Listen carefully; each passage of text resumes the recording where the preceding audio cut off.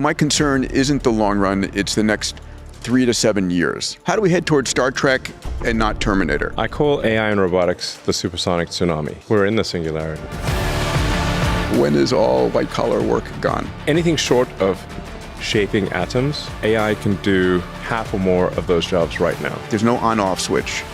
It is coming and accelerating. The transition will be bumpy. You have a solution to this. I don't make a bet here.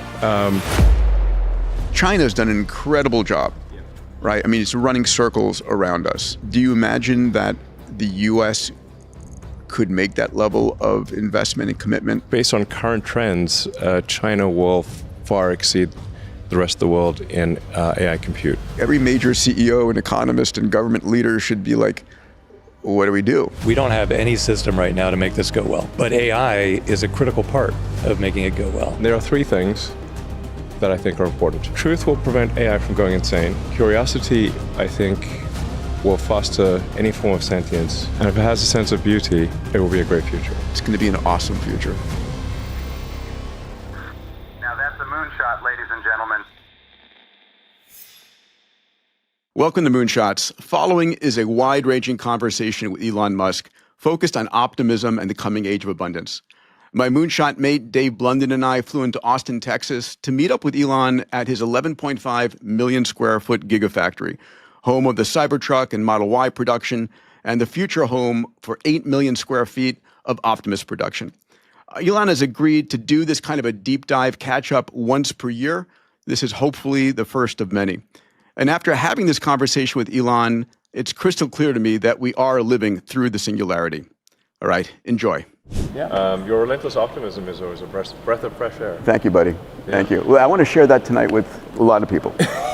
Yeah. I think they need it. I hope you're right, and you might be right, actually. Yeah, I'm increasingly thinking that you are right. Thank you. Okay. Yeah. Abundance for all.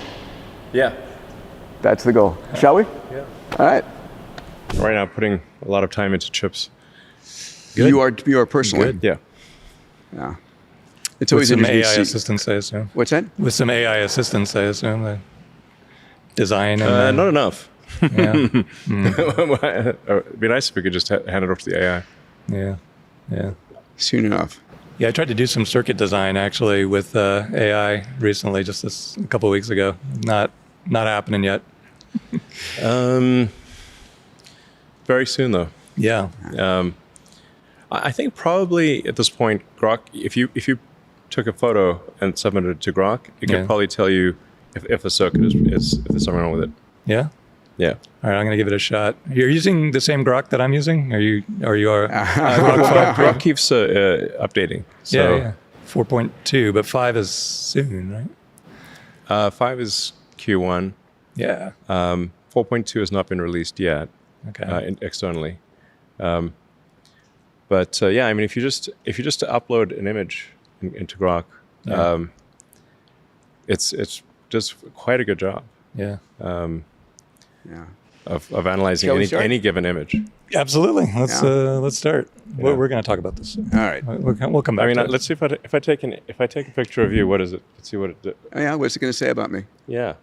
It's going to say you're a flawed circuit. I also have to remember to update it because we update the Grok app so frequently. You know, I asked Grok to roast me. Oh, it does a good job. And it did an amazing job. Then I asked Grok to roast you. Yes. And I spit out my coffee. It was hilarious. And then I asked it, You just say be more vulgar. It just keeps telling you to be more and more vulgar. I asked until it's like mother of God. Wait, is Bad Rudy still out, or did that get repealed? Bad Rudy's still there? And I asked Grok, That's an eye-opener. does Elon know what you say about him? And she goes, it's a she for me. She goes, what is he going to do about it? What is he going to do about it? Yeah, let's see. Okay. So I just literally took a photo of you and see what it is. Did you ask a question? No, nothing. I didn't say anything. This man is hugely... This is Peter Diamandis. Yes. So Okay. That's pretty good. Yeah, that's no great. context whatsoever. The host of the podcast Moonshots. Yeah. Sometimes That's to, your first credential now. That's That's noteworthy. amazing. Forget about everything else I've done in life. See, Moonshots. it comes back to your podcast. There was a no context image. Yeah. By the way, Grokopedia is awesome. Okay, great. I mean, just phenomenal. That's cool. It's like I tried to update my Wikipedia page for years, impossibly. Mm-hmm. And It knows me. Amazing. Yeah. He's wearing a black quilted jacket featuring a Sundance logo. Not quite true. It's my Abundance logo. It's a little wrinkled. I guess a little wrinkled on the corner. See Yeah. Can it see it? Give or it a not see it? chance. I think so. Okay. Anyway, Yeah, but it basically, it's pretty damn good. yeah. He's smiling and relaxed with a laptop in front of him. That's true. Yeah, that's true.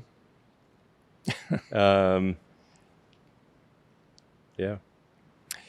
Well, I should say that's roast. not quite a circuit, though. You gotta test it on the circuit. Roast him.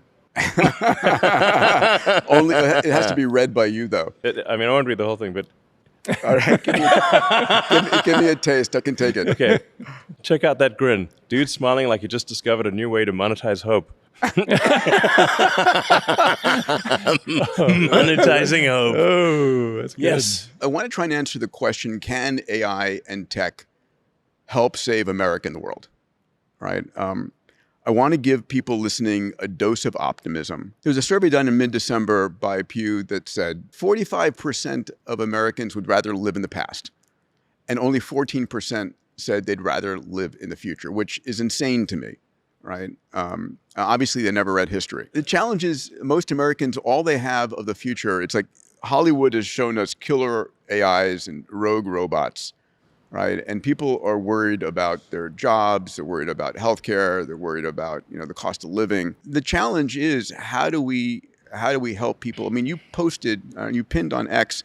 The future is going to be amazing with AI and robots enabling sustainable abundance I was for thinking all. of you when I did that. Thank you. I Yeah. appreciate that. Yeah. And well, I mean, It was like, what would Peter Diamandis say? yeah. And, Well, and that's, I was channeling you. Actually. thank you. I couldn't agree more. Yeah, I don't think no, I Dave could know. agree more either.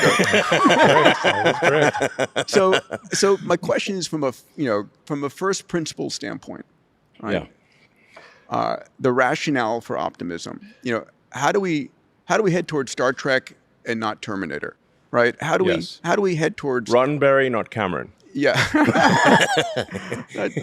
Jim, I won't go into that. The diverging path meme. Yes, it is. Avatar has some hopeful parts, but anyway. Yeah. Yep. How do we go towards universal high income instead of social unrest? So my Why opening, not both? Or because we don't want social Let's unrest. ridiculous Jews. Yeah. So Have universal high income and social unrest. That's my prediction. that will make for a lot of problems. Is that your actual prediction? Yeah. Yeah, it seems likely. I'm like, tell me I'd I'm love wrong. to push back on it. Yeah, exactly. Well, but it seems like that's the trend. Yeah, totally. No, we have. well, because there's going to be so much change. Yeah, People are going to be Like it's scared shitless. Yeah, it's sort of the it's like be careful what you wish for because you might get it. Yeah. Yeah. Now, if you actually get all the stuff you want, is that actually the future you want? Yeah. Because it means that your job won't matter. If you're living an unchallenged life, Yes. right, with no challenges, Yeah. no, if you become a couch potato, if it's the Wall-E future, that does not Yeah. go well for humans. Well, and we're used to being told, here's your challenge. Yeah. So people haven't historically been very good at creating their own challenge in the absence of I some. think Elon does a damn good job. Every time one company takes off, you start your next. Oh, that's rare You're a though. glutton for punishment. I think you are. Yeah. I think you are, but thank God for that. So why? So It's Elon, like, why do I do this to myself? why- Well, actually, after AI and robots, is there another thing after that? I guess there's there's always space. conquering, the universe. There Well, is that just thing. rocks, really. And energy. Rocks are your friends too. Conquering. So You need to get there. why, Basically. Elon? Why are you so optimistic? Are you optimistic? Let's start there. I'm not as optimistic as you are, Okay. but why are you I'm more optimistic? optimistic than most people. Okay. And is the trend upward compared to a year ago, 2 years ago? Well, I think if you reframe things in terms of progress bar, like speaking of challenges, Yeah. progress towards a Kardashev 2 scale civilization. Sure. Well, let's say the aspiration. Capturing all the energy from the sun's output. Well, let's even have a humbler aspiration than that. If we say that our goal is to even get a millionth of the sun's energy. Sure. That would be more than 1,000 times as much energy as could possibly be produced on Earth. So about a half a billionth of the sun's energy reaches Earth. So you'd have to go up 3 orders of magnitude from that just to get to a millionth. Yeah. So we're very, very, very far from even having a billionth of the sun's energy harnessed in any way. So a reasonable goal would be try to get to a millionth. And if you try to get to a millionth or a thousandth, 0.1%, that's such an enormous. There's not sure what metaphor we'd use here, but because a hill to climb is not a inappropriate. It's like not a big enough metaphor. But Gravity well to escape. yeah, it's a hell of a gravity well. Yeah. Exactly.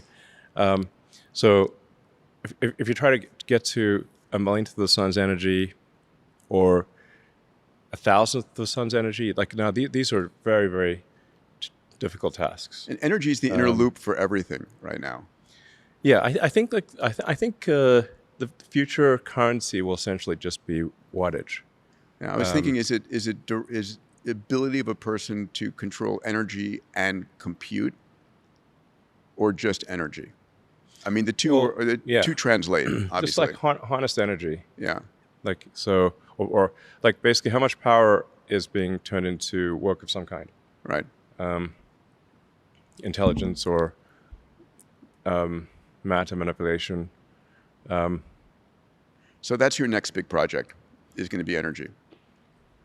It's going to be, you're going to go back to your solar You city can expand roots. from there and say, Yeah. okay, what about even getting somewhere on a Kardashev 3 scale, meaning galaxy level?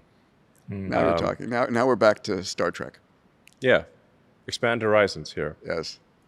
Well, there isn't even a horizon because you're not on a planet. So we talk about. So if you think galaxy mind, Yeah.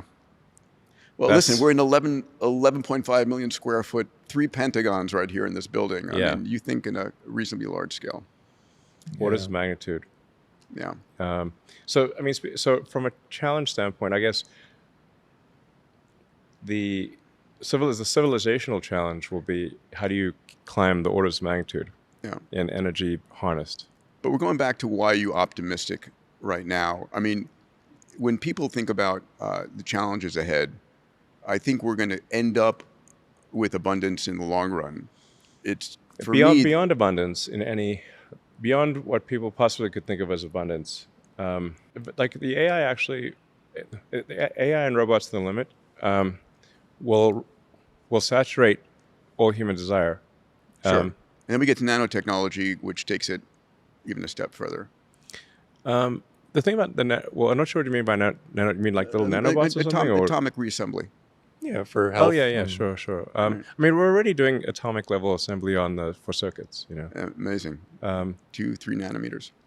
Yeah, it's only depending on how they're arrayed, 4 or 5 silicon atoms per nanometer. Yeah. So Those are big atoms, though. Yeah. They're not biggish, They're not your little. biggish. I mean, but I'm just saying they should actually describe the circuits in terms of an integer number of atoms in a specific place. They should. It's all angstroms now, but It's just an integer. atoms. It's like we'll call this the 7 atom. Yeah. Whatever. Yeah. Like if you say I like- 2 nanometers, I like that. it's like No 9, one knows. Yeah. Right. 9 silicon atoms, something like that. They've got silicon and copper, and so. But a bunch of these things are just marketing numbers. Like the 2 nanometer is just a marketing number. Oh yeah. But you still need essentially close to atomic level precision. Like the atoms really need to be in the right spot. I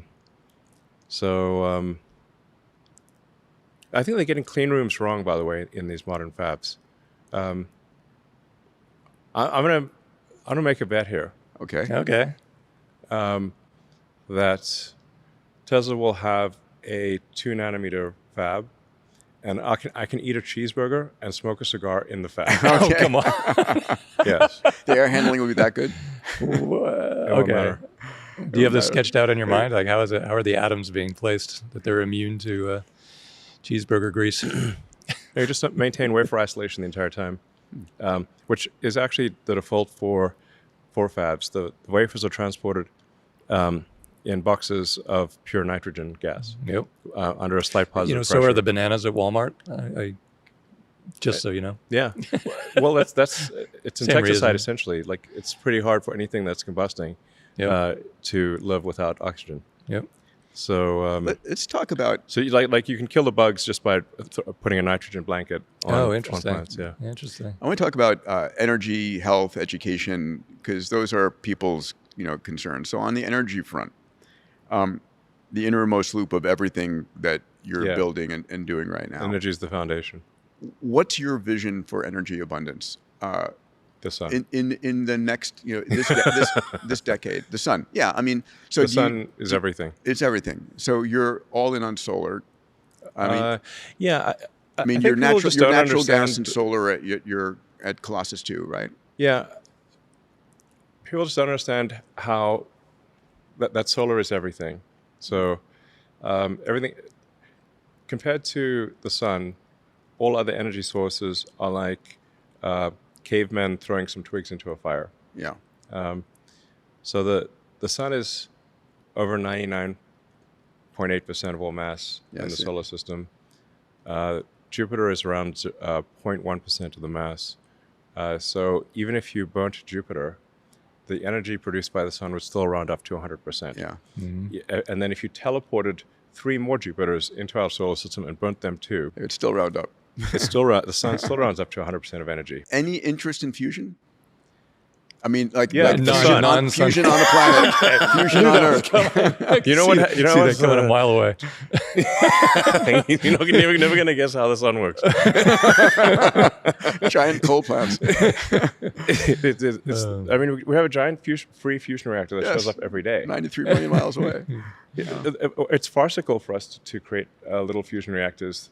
I mean, that would be like, having a tiny ice cube maker in the Antarctic and say, "Hey, look, we made ice." I'm like, "Congratulations!" You're in the fucking Antarctic. So totally with you on this. There's like 3 kilometer high glaciers right next to you. Okay.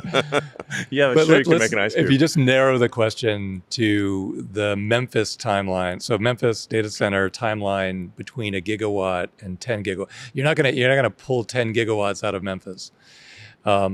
Maybe you are. 2 or 3. 2 or 3. Okay, so there's still a gap between there and the next whatever. You just draw a Yeah. line. So and they're not in space yet at that so point. We're still in Toyland here on We're still in energy. Toyland, you said? Toyland. 10 gigawatts. You know what's amazing is there's 100 megawatts right Yes. outside the door here, Yes.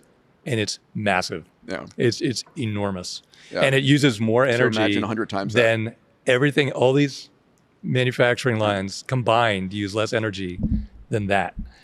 I think, But we're talking not about a that long ago, gigawatt, or Cortex 10 One gigawatts. was the third largest training cluster in the world Yeah. for doing coherent training. You're falling behind. Well, we have Cortex 2 that's being built out. That'll be half a gigawatt and operational middle of next year. So going back to what Dave is saying, over the next 5 years, what are you scaling on energy front? Do you, 5 years is a long time. I mean, energy. I mean, China's done an incredible job, Yeah. right? I mean, it's running circles around us. China has done an incredible job on solar. Yeah. It's amazing. So I believe China's production capacity is around 1,500 gigawatts per year of solar. Yeah. They put in 500 terawatts in the last year. Gigawatt. Terawatt hours. Yeah. Terawatt hours. I was like, 500 terawatt hours, to be very specific. Yeah. In the last year, 70% of that was solar, and they're just scaling. Do you imagine that? solar scales. Do you imagine that the U.S. could make that level of investment and commitment? Because people are worried about their energy bills going up with no data centers in our backyard. How do we provide? I mean, energy is equivalent to cost of living. It's equivalent to health. It's equivalent to clean water. The higher energy production of a country, the higher its GDP. Energy is important. So what do we do to scale that way? Do we do it in solar here? I think we should scale solar substantially in the U.S. Tesla and SpaceX are scaling solar, and I encourage others to do so as well. So I mean, obviously I've said this stuff, publicly. I do see a path to 100 gigawatts a year of space solar, sort of AI-powered, solar-powered AI satellites. Yes. So 100 gigawatts a year of solar-powered AI satellites. I did the math on that. That's like 500,000 Starlink V3s launched over 8,000 Starship flights. Like it's one every hour. For a year. Yeah, 10,000 flights a year is a reasonable number.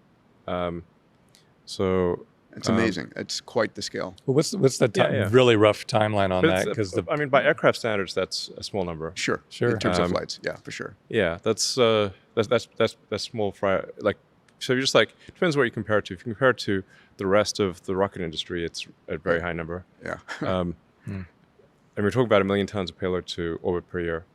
So if you do 1 million tons of payload to orbit per year with 100 kilowatts per ton, that's 100 gigawatts of solar-powered AI satellites per year. Yeah. I mean, there's a path to get probably to a terawatt per year. From Earth. Earth. Yeah. If you say like 10, if you want to go up another order of magnitude, or let's say you want to go to 100 terawatts a year, Yeah. which is obviously kind of nutty numbers, then you want to make those AI satellites on the moon. Yes. And use a mass driver. Yes, the Gerard K. O'Neill approach. Well, like Robert Heinlein, Moon is a harsh mistress, sure, of course. pretty much. Yeah. I love that book. Yeah. It's a sort of libertarian paradise on the moon. Yes. So because on the moon you can just accelerate the satellites into to escape velocities around 2,500 meters per second, and there's no atmosphere, so like a mass driver works very well on the moon. Can I ask the question about orbital debris? I mean, we're building effectively a Dyson-ish swarm around the Earth. Swarm? Yeah, swarm. Swarm. We'll eat it for lunch. Are you worried about over-congestion on the... that's going to be the sun-sink orbit's going to fill very quickly. I mean, you don't have to have sunsync. I mean, you can... don't have to, but it's optimal. Yeah. There's some pros and cons to sunsync or not sunsync.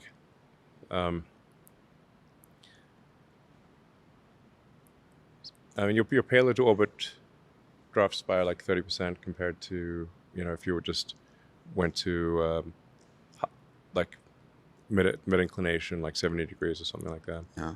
I mean, do we need an orbital debris X prize at this point? We need some way to get the satellites, defunct satellites down. Do we pass rules that require them to deorbit on their own? Yeah, at the point at which you can put 1 million tons of satellites into orbit, you can also, start bringing down satellites too. Yeah.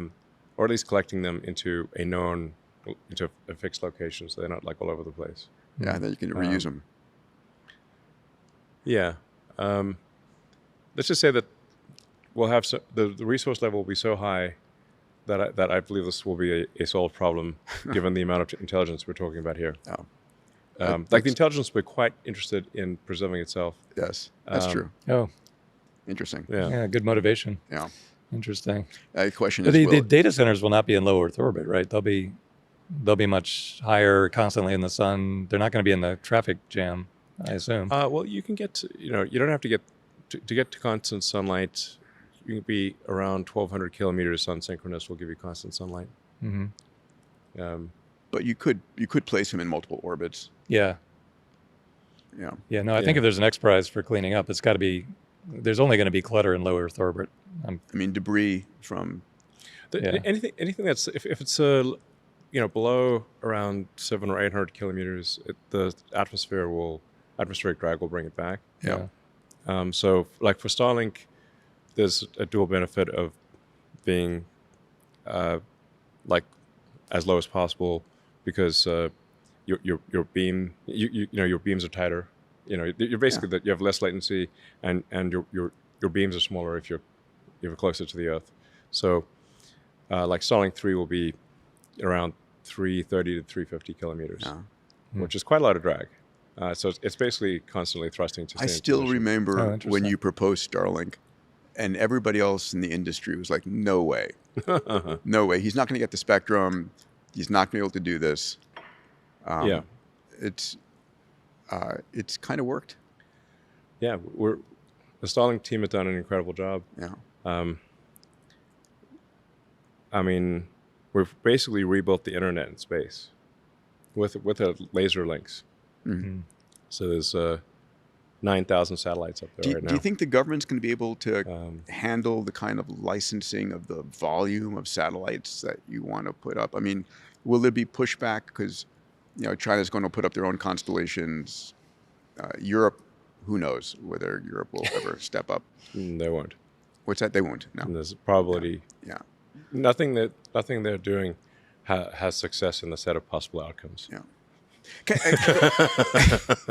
Let me ask you, so I just got back from Rome. I don't 6 want months to ago- touch that rail again. Success is not on the set of possible outcomes. No, the chart. There The are plenty chart of that, outcomes, though. They can keep the it chart that entertaining. shows the number of billion-dollar startups in the U.S. versus Europe. Have you seen that Oh graphically? my God, it's crazy. like, and data centers too. It's actually No one was talking about orbital data centers 6 months ago. Nobody. And then Yeah. all of a sudden, Sundar's on it. You're out with it, and It's the hot new thing. And it is. What tipped it? What happened? tipped it? What happened that every company is now talking about orbital data centers? I guess it went viral on X. It did. I don't know. Is every company talking Oh about it? yeah, everybody's got their own orbital data Oh, for centers. sure. And I was suggesting to Peter that you updated the math on launch costs, and that it's a tipping point very quickly with the updated math. But then Starship's been the cost for I don't know what you hold. Well, is it the- $100 per kilogram, $10 per kilogram? What do you have Starship at? well, But- it's possible that Elon said that and nobody believed it until now. no. You can go back and look at even back when it was Twitter, my old tweets. I said these things many years ago. $100 or $10 a kilogram. Yeah, and I said we're going to do 1 million tons a year to orbit. Yeah, and we've got to get the cost down. Yeah. Well below $100 a kilogram. So that's going to move the data centers to orbit. And we will. You can basically do the math. Like if you've got a fully reusable rocket, Yeah. which is fully and rapidly reusable like an aircraft, then this is a very difficult thing to do, obviously. I think it's at the limit of human intelligence to create a fully and rapidly reusable rocket. But it is possible, and we're doing it with Starship. It's been the holy grail in the aerospace industry forever. Yeah, quest for the Holy Grail rocket. Yeah. And then I Yeah, pretty much. Yeah, It is. yeah, I mean, right? yeah. I mean, the DCX was the first little things that we're trying there, and it's been, back when I was in the space industry, that's all everyone ever spoke about. And then when Falcon 9 first reused its first stage, all the traditional aerospace industries did not believe that even Falcon 9 could fly and reuse. Literally, you can come see it land at Cape Canaveral. Yeah. And then take off again. Yeah. So I don't know how you would not believe a thing that you can see with your own eyes. Yeah. Well, they didn't believe you could. They didn't believe you could do it. the leap from there to the launch costs actually requires more faith than just that. But I think Starship is the launch cost tipping point, and that somewhere in that, before you had Twitter, it became X. Somewhere in that timeline, it went from speculative to no doubt. And I don't know if that's a smooth line or a couple of good launches in between, but I suspect that the data centers in space ties directly to the general credibility public of is that. not thinking about orbital data centers. They're thinking about energy and the cost of energy here in their hometown. And sort of there's a lot of doomer conversations out there. The data centers are going to drive the CPI up. They're not entirely wrong. Okay, so what's the energy solution here on Earth for the rest of humanity, or the non-AIs? Oh, there's something other than data center uses of energy. Okay, Right. interesting. That's complex. Well, the best way to actually increase the energy output per year of the United States or any country is batteries. So the Sure. peak power output of the U.S. is around 1.1 terawatts, but the average power usage is only half a terawatt. Yeah. So if you just buffer the energy, so charge up the batteries at night, discharge during the day, without incremental capital expenditures,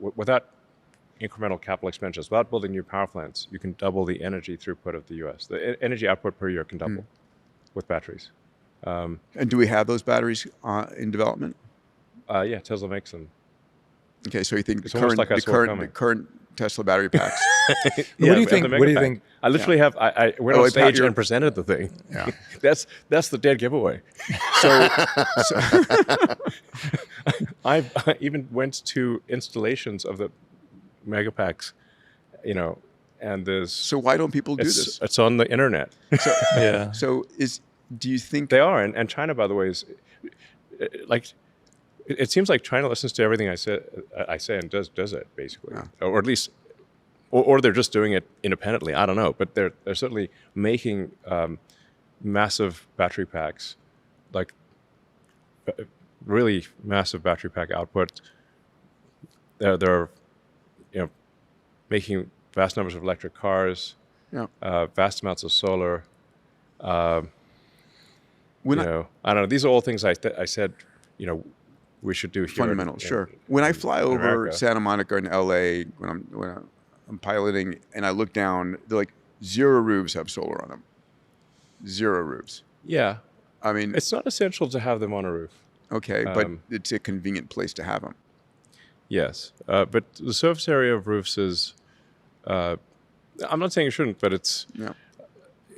Tesla makes a solar roof, which is the only solar roof that isn't ugly. Our solar roof actually looks beautiful. Yeah. But if you want to do solar at scale, you just need more surface area. So we have vast empty deserts. Sure. In America, like if you fly from LA to New York or just fly across country, and you look down, for a large portion of the time you look down, it is bleak desert. Yes. It looks like Mars, essentially. We're not worried about overpopulation there. No, I mean, there's barely a lizard alive in these scorching deserts. Yep. It's not like farmland we're talking about. We're just talking about places that look like Mars, like just scorched rock. So if we put solar where we currently have scorched rock, I think this will be a quality of life improvement for the lizards or the few creatures that live in this very difficult environment. Do we have the distribution network It's for like Liz is going to be, thank God, some shade finally. Do we have the distribution network to be able to do that? Yeah, you need to materially affect quality of life. You need to capture and store a couple hundred gigawatts. Is that in the realistic cards? You could just put the data center, I guess, locally there. Well, we already covered data centers. Yeah. They're in space. We're talking about the other. Yeah. Like I don't know. Like in an abundant world, 5 years from now, massive amounts of compute, massive universal high income. I don't know what our high income, data. like universal, you can have whatever you want income. Yeah. Yeah. That's really what it amounts to. But in that world, other than compute energy, how much more energy do we need? Like 30, 40, 50%? Or I don't know, unless we want to move mountains around to make a ski mountain, in the backyard. Because I think the vast majority of energy consumption will go into compute. And then there may be use cases I'm not thinking of, like, right here is a nice case study because manufacturing every one of these cars coming out at the rate of one every minute or two is less energy than the data center that's training the cars to drive, to self-drive. Yes. So that's a good little case study. And we don't need that much more physical energy for abundant happiness. We need more compute energy. Well, the sun is just generating vast amounts of energy all the time for free that just goes into space. So I think we'll end up trying to capture, I don't know, a millionth of it, like a millionth, a thousandth of the sun's energy. We're currently, I'm not sure the exact number, but we're probably at 1%-ish of Kardashev level 1. Fair enough. Yeah. I would guess that's high. I'm just Yeah. saying. Yeah. We have a long way to go. That's being optimistic. Yeah. Like, hopefully we're not 0.1%, but I don't think we're 10%. I'm just trying to get it to like order of magnitude. So pull it like we're roughly 1% of the, currently using 1% of the energy that we could use on Earth. I think the bottom line from a first principles thinking for the public is there's a lot of energy out there. There's a lot. And we have it in the US, we have it on the planet, and it needs to be captured. And the tech to capture it is here and improving every year. Yes. Yeah. There's not going to be some energy crisis. There'll be a large forcing function to harness more energy, but we're not going to run out of it. Yeah. All right. I want to talk about education. So here's the numbers. They're abysmal. I mean, they're abysmal, right? Okay. The importance of college in the United States back in 2010, 75% of Americans said it's important to go to college. That number is now down at 35%. All right. College graduates as a group turn out to be the group that's out of work the longest. Right. Just barely. But still. But and still, tuition has still increased 900% since 1983. The administrative expenses at universities have gotten out of control. Yep. So I think I saw some stat that like there's one administrator for every 2 students at Brown or something like that. And I'm like, this seems a little high. Yeah. You know? They should teach something. Yeah. What was your college journey? I went to college in Canada for a couple of years at Queen's University. Uh-huh. I had Canadian citizenship through my mom, who was born in Canada. And my grandfather was actually American, but for some reason, I don't know, my mom couldn't get U.S. citizenship. But she was born in Canada, so I got Canadian citizenship. And I didn't have any money, so I could only go to a Canadian university at first. I mean, people forget that about you. You didn't have this giant social network or huge amount of wealth coming into all of this. No. Yeah. No, I arrived in Montreal at age 17 with, I think, around $2,500 in Canadian traveler's checks, back when traveler's checks were a thing. And one bag of books and one bag of clothes. That was my starting point. That was my spawn point in North America. And then, so I went to Queen's University for a couple of years, and then University of Pennsylvania. Did a dual degree in physics and economics. And graduated. Undergraduate at UPenn, UPenn Wharton. Yeah. And then I came out to do, I was going to do a PhD at Stanford, working on energy storage technologies for electric vehicles, essentially material science, I guess, fundamentally. Yep. The idea that I had was, it was to try to create a capacitor with enough energy density that you could get high range in an electric car. It's funny, I invested in an ultracapacitor company. It didn't go well. Well, it's one of those things where, so you could definitely get a PhD, but it wasn't clear that you could make a company or do something useful. Like this, most PhDs, hate said, but most PhDs do not turn into something that's going to... Do not turn into something useful. Yeah. Like you could add a leaf to the tree of knowledge, but it's not necessarily a useful leaf. Enormous fraction of great entrepreneurs are dropping out of grad school or undergrad, but nowadays the sense of urgency is off the charts. But I mean, they're popping out everywhere. Yeah, because, don't waste your time going to grad school, start a company. Yeah, curriculum is nowhere near caught up to what's actually going on in technology, and I don't have time. And we talk about this all the window. time. It's like, this is the moment. I think right this now is the moment. It's like it's not clear to me why somebody would be in college right now unless they want the social experience. Yeah. I mean, if you have the ability to go and build something. So the question is, how would you redesign the educational program, if I could be so blunt, as to create more Elon Musks? if we want to create an Elon Musk factory of people who start with very little, but are able to drive breakthroughs,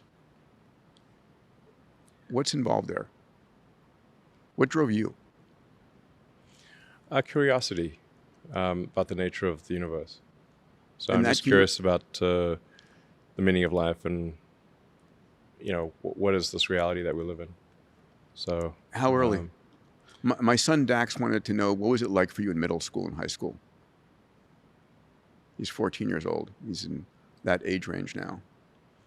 Well, I found school to be quite painful, and it was very boring, and in South Africa it was very violent. So it's like it was like that book Ender's Game, Yes. but in Survival. reality IRL. Yeah. Ender's Game IRL. It was like, but not as fun. So your goal was escape. Yes, Do you escape from the prison. So that's a school. question I have. Do you think that It was miserable. Do you think most successful people have had a lot of hardship early in life? Do you need to have that level of hardship? Probably need a little bit of hardship, I suppose. Yeah. But, and then so it's always tricky. Like, what are you supposed to do with your kids? Create artificial adversity. Put them in That's the cruel. Do you have an answer? That's a Warren Buffett topic, them battle. actually. Yeah. Just What do you do? Yeah. But So seriously, it's not easy to create artificial adversity because if you love your kids, you don't want to do that. Yep. So, Yep, that's for sure. so I had a lot of adversity. Probably it was good. Probably, helped somewhat, I suppose. one of the What doesn't things. kill you makes you stronger, type of Yes. thing. No. And at least I didn't lose a limb. I think what doesn't maim you? Good at maiming. Ten fingers I can still. modify that a little bit. Yeah. Can I ask you a Maim question? you makes you stronger. For the last 5 years, I've been helping teach this class, Foundations of AI Ventures at MIT. And every year when you survey the students, they go up a lot in their desire to start a company. And so it's now up to 80% of the incoming spread. Everyone's just gonna. It's just gonna be like one person company. Well, that's with AI. That's viable, I guess. But no, they want to co-found. They don't want to be the founder. They want to be part of a founding team. So it still works out. But when Peter and I were in school at MIT, it was, I'm guessing, maybe 10%. And They all wanted to be and PhDs. it's and they've been doing the survey. I didn't know every anyone who wanted to start. I mean, Yeah. I don't remember any conversations with people saying they wanted to start. even at companies. Stanford at the time. I actually, a few days into the semester, or I should say the quarter, I called Bill Nix, who was the head of the material science department, and said I'd like to just put it on deferment. He said, "Was my class that bad?" No, and he said that's okay. You can put it on deferment, but he said this is probably the last conversation we'll have, and he was right. But then, I think it was last year, he sent me a letter saying that all of my predictions about lithium-ion batteries came true, which is very nice. And did he also say you could still come back and finish your PhD? Yeah, no, it was several times Stanford has said that I can come back for free. Well, so you know what happened at MIT is every time. so I did not know. It'd be a great use of your time. Exactly. I'm like, yeah. So every time an Iron Man movie came out, it notched up another probably 10% or so. Okay. In terms of, because everybody wanted to be Tony Stark. And so that's the image. And I didn't know till today that the new Tony Stark, the modern Iron Man Tony Stark, I always thought Tony Stark was modeled on Charles Stark Draper and Howard Hughes. And it's Charles Stark Draper's education and his scientific endeavors married with Howard Hughes' ambition. And that created the original character. But then when From the comic Robert books, Downey Jr. wanted to reinvent it, it's modeled on Elon. Yeah. This He is came like, and met with me. this is a Grokpedia fact. All right. Yeah. Fantastic.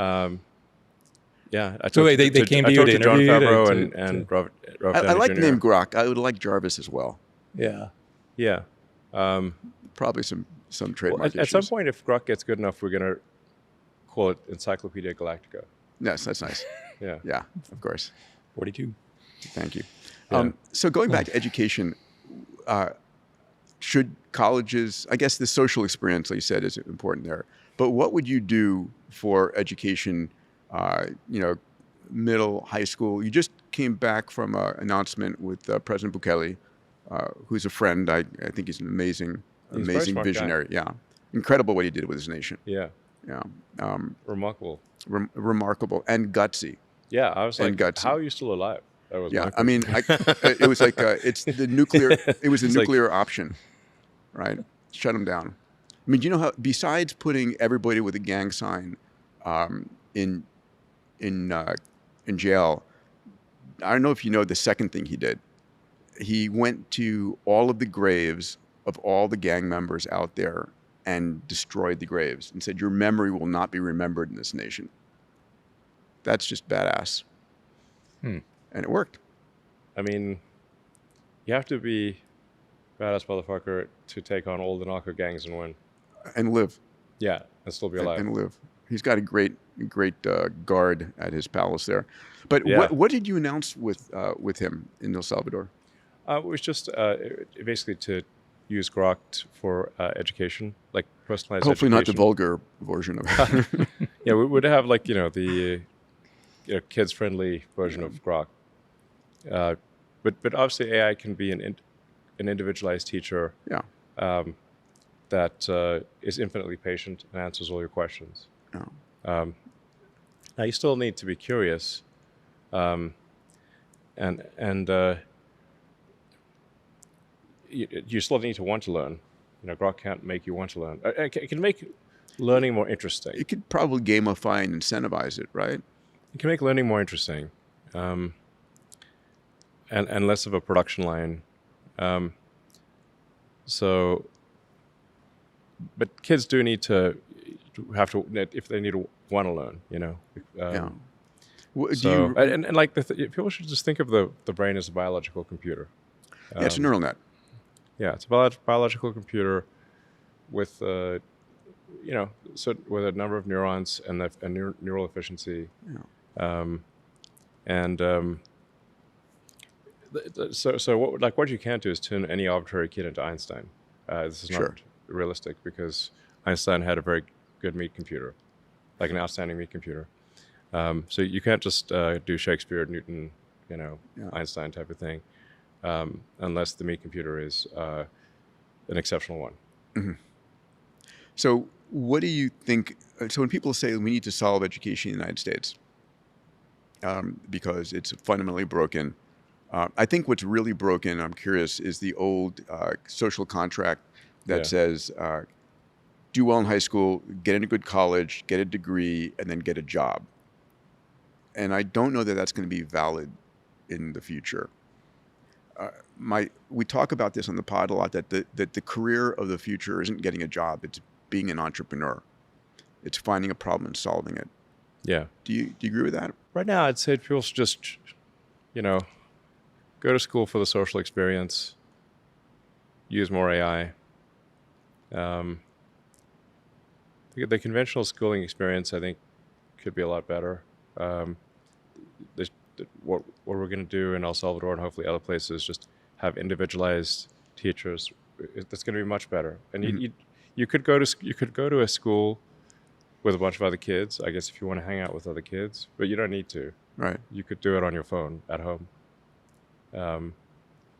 So that's why I say, like, at this point, education is a social experience. When I talk to my kids who are in college, they do recognize that they can learn just as much independently. In fact, that they would learn more in a work situation. Yeah. They're there for the social experience and to be around a bunch of people of their own age. It's more of a coming of age social experience. Sure. Being on your own, learning how to lead or defend yourself, as the case may be. Well, yeah. I mean, if you join the workforce, you're, from this perspective of like a 19-year-old with a bunch of old people. And if you're doing engineering with a bunch of middle-aged dudes, it's like, do you really want to do that, or do you want to hang out with, where there's at least some girls your age, type of thing. Yeah. I want to get back to this when we talk about Not a lot of other choices, actually. I want to get back to this when we get to universal high income, but I want to talk about health and longevity 1 second. The U.S. is ranked number one in health expenses. worldwide, and it's ranked 70th in health span. Right? We Oh, really? 70th? 70th. Is that a From fair, Grok. Is that accurate? Is Grok? Well, I don't know. Well, It sounds, everybody listening sounds should low. check it I think it would be better than 70th. for health span. Yeah, well, yeah. whatever. It's So not, it's we're just not- like we're we not- just get fat or something. We're not the or what? top 10. Maybe Ozempic can help us climb the rankings there. So you, Would you just run around? We need Cupid with Ozempic.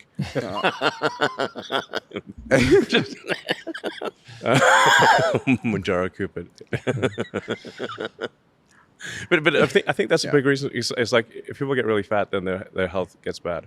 yeah. Well, if they don't have any exercise, he'll get bad. Or if they eat donuts for breakfast every morning. You still doing that? No, actually, I'm not. Okay, that's good. That's good. Well, first of all, I wasn't eating a lot of donut. I was trying to have 0.4 of a donut, which rounds down to 0. So I figured anything below 0.44 of a donut rounds down to 0. So you and I have had a disagreement on longevity. We a have? little bit. Yeah. I was saying, we should push to get people to 120, 150. And you were saying people, Die. shouldn't live that long. So there's- So how long do you want? yeah. There's some, people in the world that have done some bad things. How long do you want them to live? Yeah, well, it's okay. They Well, Who do you what- think's going to they get can be the they can be longevity contained. thing This is a first? serious question, though. If we, Like them. a lot of things are going to happen that we don't. One second. You said Okay, go ahead. one thing that you said was interesting. You said we need people to die so people change their minds. Oh yes, And- people don't change their minds; they just die. But Yes. so That makes more sense, actually. my response to that, Elon, Yeah. was my response to that was the head of GM didn't have to die for Tesla to come along, and Lockheed and Northrop and Boeing didn't have to go away for. I mean, there's in a meritocracy, the better ideas will dominate. So I'm hoping that I can get you back onto the longevity train. So there's a lot going on in longevity right now, right? Like what? Well, David Sinclair is about to start his epigenetic reprogramming trials in humans. It's worked in animals and non-human primates. It's going into humans. Is this like a pill or an injection or what? Right now, it's an injection of an adeno-associated virus. It's the 3 Yamanaka factors. Okay. We've got a $101 million Health Span X Prize that's working on 730 teams working on reversing the age of your brain, immune system, and muscle by 20 years. By the way, do you know why it's $101 million?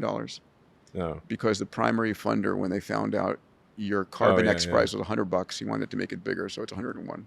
Oh, who's the? Is this That a was, secret? it was Chip Wilson from Lululemon.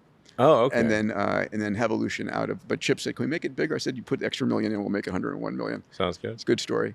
But then we got folks like Dario Amodei predicting doubling the human lifespan in the next 10 years. So, that's probably correct. okay, great. I don't know about doubling, but significant A significant increase. Sure. Which is easily escape velocity. I mean, Easily, because right. when, yeah. Depending on how old you are, yeah. Oh yeah, for sure. Or effective age, yeah. Yeah. Yeah. So, I mean, I think that for, Turn too much and turn into a baby or that's something. what I'm telling all the students. They're It's like, Peter, what happened? yes. There is a frozen in I time. got a 0 wrong in the dosage. just a small factor of 10. You'll grow out of it. It'll be fine. Yeah, exactly. You won't remember it. Literally. I mean, wouldn't it be funny if we do this in like 10 years? Okay, we should do it in Okay. we'll do it in 10 years for right. sure. And let's see if we look younger. That's a good side bet.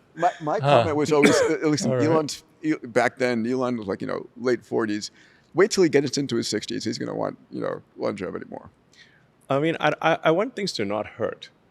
Yeah, sure. Of course. It's like Yeah. it's like basically it seems like it's only a matter of time before you get back pain. Yeah. Like it's a when, not an if. When your back hurts. Arthritis. Yes. Yeah, like these All those things, things. suck, basically. And- Yeah. Being able to sleep through the night without going to the bathroom. It's worth a lot. It's very How much for that valuable. one? Yeah. It's More than hope. That one, oh man, that's like the infinite money one. Why did you invest in longevity? So I could sleep through the night and not go to the bathroom. Bladder, duration. Yeah, I mean, admittedly, if you have to wear adult diapers, that's a bummer. That's not good. Adult diapers are real. It's like one of the signs that a country is not on the right path. Is when the adult diapers exceed the baby diapers. Yeah, we're there. Well, I think we're there. Yes. South Korea will be there. They passed that point. Are they past that They point? passed that point many years ago. Japan passed the point many years ago. Doesn't go well looking at the Japanese economy. No, I mean like South Korea is like 0.7, 1/3 replacement rate. Yeah, Isn't it's that crazy? Yeah, so 3 generations, they're going to be 1/27th, so 3% So, of their current size. I mean, North Korea won't need to invade; they can just walk across. Yeah. This is going to be some people in, walkers or something. It's like, But there'll be a bunch of Optimus and robots by robots, then. basically. But you've been very verbal about the not overpopulation but massive underpopulation. yeah, I've been saying this for ages. Yeah, longevity is going to be an important part of that solution. I also think, by the way, if you increased the productive life of most Americans by just a few years, you'd flip the entire economics here. Well, If they were willing to work. AI and robots is going to make everything Sure. free, basically. Yeah. But how long would you want to live? I want to go, other planetary systems. I want to go and Okay, that's a explore long the time. universe. Yeah, I mean, I would like to double my lifespan for sure. I don't want, I'm not sure I wanted to talk about immortality, but, at least Forever 120, is- 150. It's a long time. One of the worst curses possible would be that Yes, may you live forever. may you live forever. Yeah, That would be one of the worst yeah. curses you could possibly give Yeah. anyone. But I think life's going to get very interesting. Yeah. Far more. We're going to speed run Star Trek, as my partner Alex Wiesner-Gross says. Yeah. Yeah. Yeah. Speedrunning Star Trek would be cool. Yeah. Um, Well, at a minimum, your kids will have infinite life expectancy if you're talking about escape velocity. If you can double lifespan, it's not even close. You're clearly past longevity, escape velocity. The idea of 50 years of AI improvement. Yeah, it's great. I mean, we're going to have maybe that I in should 20 work years. on this. I don't know. I got too many fish to fry. So I invited. This is something, by the way, that I think it's very. Obviously, other people think this too, but I've long thought that like longevity or semi-immortality is an extremely solvable problem. I don't think it's a particularly hard problem. I mean, when you consider the fact that your body is extremely synchronized in its age, Yep. the clock must be incredibly obvious. Nobody has an old left arm and a young right arm. All right. Why is that? Oh. What's keeping them all in sync? Yeah. You're programmed to die. Is the way you're programmed to die, and so if you change the program, you will live longer. And we've got species of the bowhead whale can live for 200 years. The Greenland shark can live for 500 years.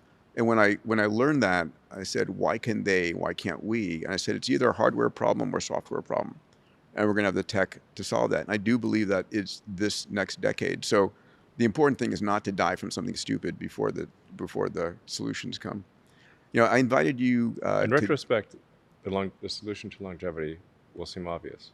Yeah. Extremely obvious. I think the thing worth working on, and Peter's going to work on this anyway, but the thing to work on is exactly what you said. If calcified old ideas don't just die off, add that to the pile of things we need to think about today.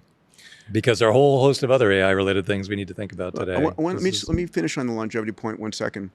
Elon, I want to invite you again. So there's a company called Fountain Life that created with Tony Robbins, Bob Hurry, Bill Kapp, and we do a 200 gigabyte upload of you, everything knowable about you, full genome, full all imaging, everything, right? President Bukele and the First Lady came through, called it an amazing 10 out of 10 experience. I think I don't want you to pull a Steve Jobs. and kick the bucket because of something they didn't know. I mean, so if you ask yourself, curable cancer or something. do you actually know what's going on inside your body right now? I did an MRI recently and submitted it to Grok, and it didn't. None of the doctors nor Grok found anything wrong. But that's a fraction of the information, right? Yeah. I mean, it's your full genome, your microbiome, metabolome, everything, and it's possible. Don't call me. What's that? Don't call me, bro. We have a center in. Is that your water bottle? We have, God damn it. Too late. Sorry, it's already in the works. So, can you go through the rationale of UHI? How does universal high income work? Okay, so there's going to be more intelligence, digital intelligence, than all human intelligence combined, and more humanoid robots than all humans. And assuming we're in a benign scenario, Star Trek, sort of Roddenberry, not Cameron situation. Yeah. Poor Jim. Yeah, I mean, I guess it's important to have these sort of counterpoints. Yeah. Let's not go in that direction. Thing. The robots are going to just do whatever you want. All the blue collar labor is being done by robots. All data centers are being built by robots. The white collar labor will be the first to go, because until you can move atoms, the thing that can be replaced first is anything that involves just digital. Like if it's digital, like if it involves tapping keys on a keyboard and moving a mouse, the computer can do that. The AI can do that. Sure. You need the humanoid robots to shape atoms. So if all you're doing is changing bits of information, which is white collar work, that is the first thing that when AI is it gone? will. This is the inspirational. This is the inspirational part of the podcast, by the way. Okay. When is all white collar work gone? By when? Well, there's a lot of inertia. So even with AI at its current state, I'd say you're pretty close to being able to replace half of all jobs. And you know that white collar jobs. That includes anything like education too. Yeah. Mm-hmm. So anything that involves information, and anything short of shaping atoms, AI can do probably half or more of those jobs right now. Sure. But there's a lot of inertia. People just keep doing the same thing for quite some time, and there actually has to be a company that makes more use of AI that competes with a company that makes less use of AI, creating a forcing function for increased use of AI. Right. Otherwise, the company that still has humans do things that AI can do will still continue to exist. Being a computer used to be a job. So it used to be that a human computer, being a computer was a job. You would compute numbers. Sure. It didn't used to be a machine. It used to be a job description. Yes. Yep. And there, you can look online. There's these pictures of where they're having skyscrapers full of women copying, mostly women copying from ledger to ledger. And men too. But people. It was a lot of women, but there were just buildings full of people just at desks doing calculations. Yeah. So they'd be calculating the interest in your bank account, or some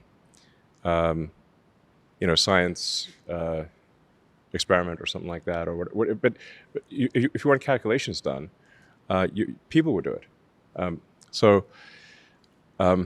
Now,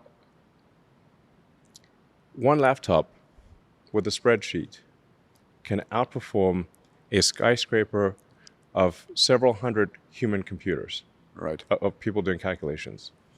Now, if even a few cells in that spreadsheet were done manually, you would not be able to compete with a spreadsheet that was entirely a computer. Mm-hmm. Yeah. What this means is that companies that are entirely AI will demolish companies that are not. Right. It won't be a contest. Agreed.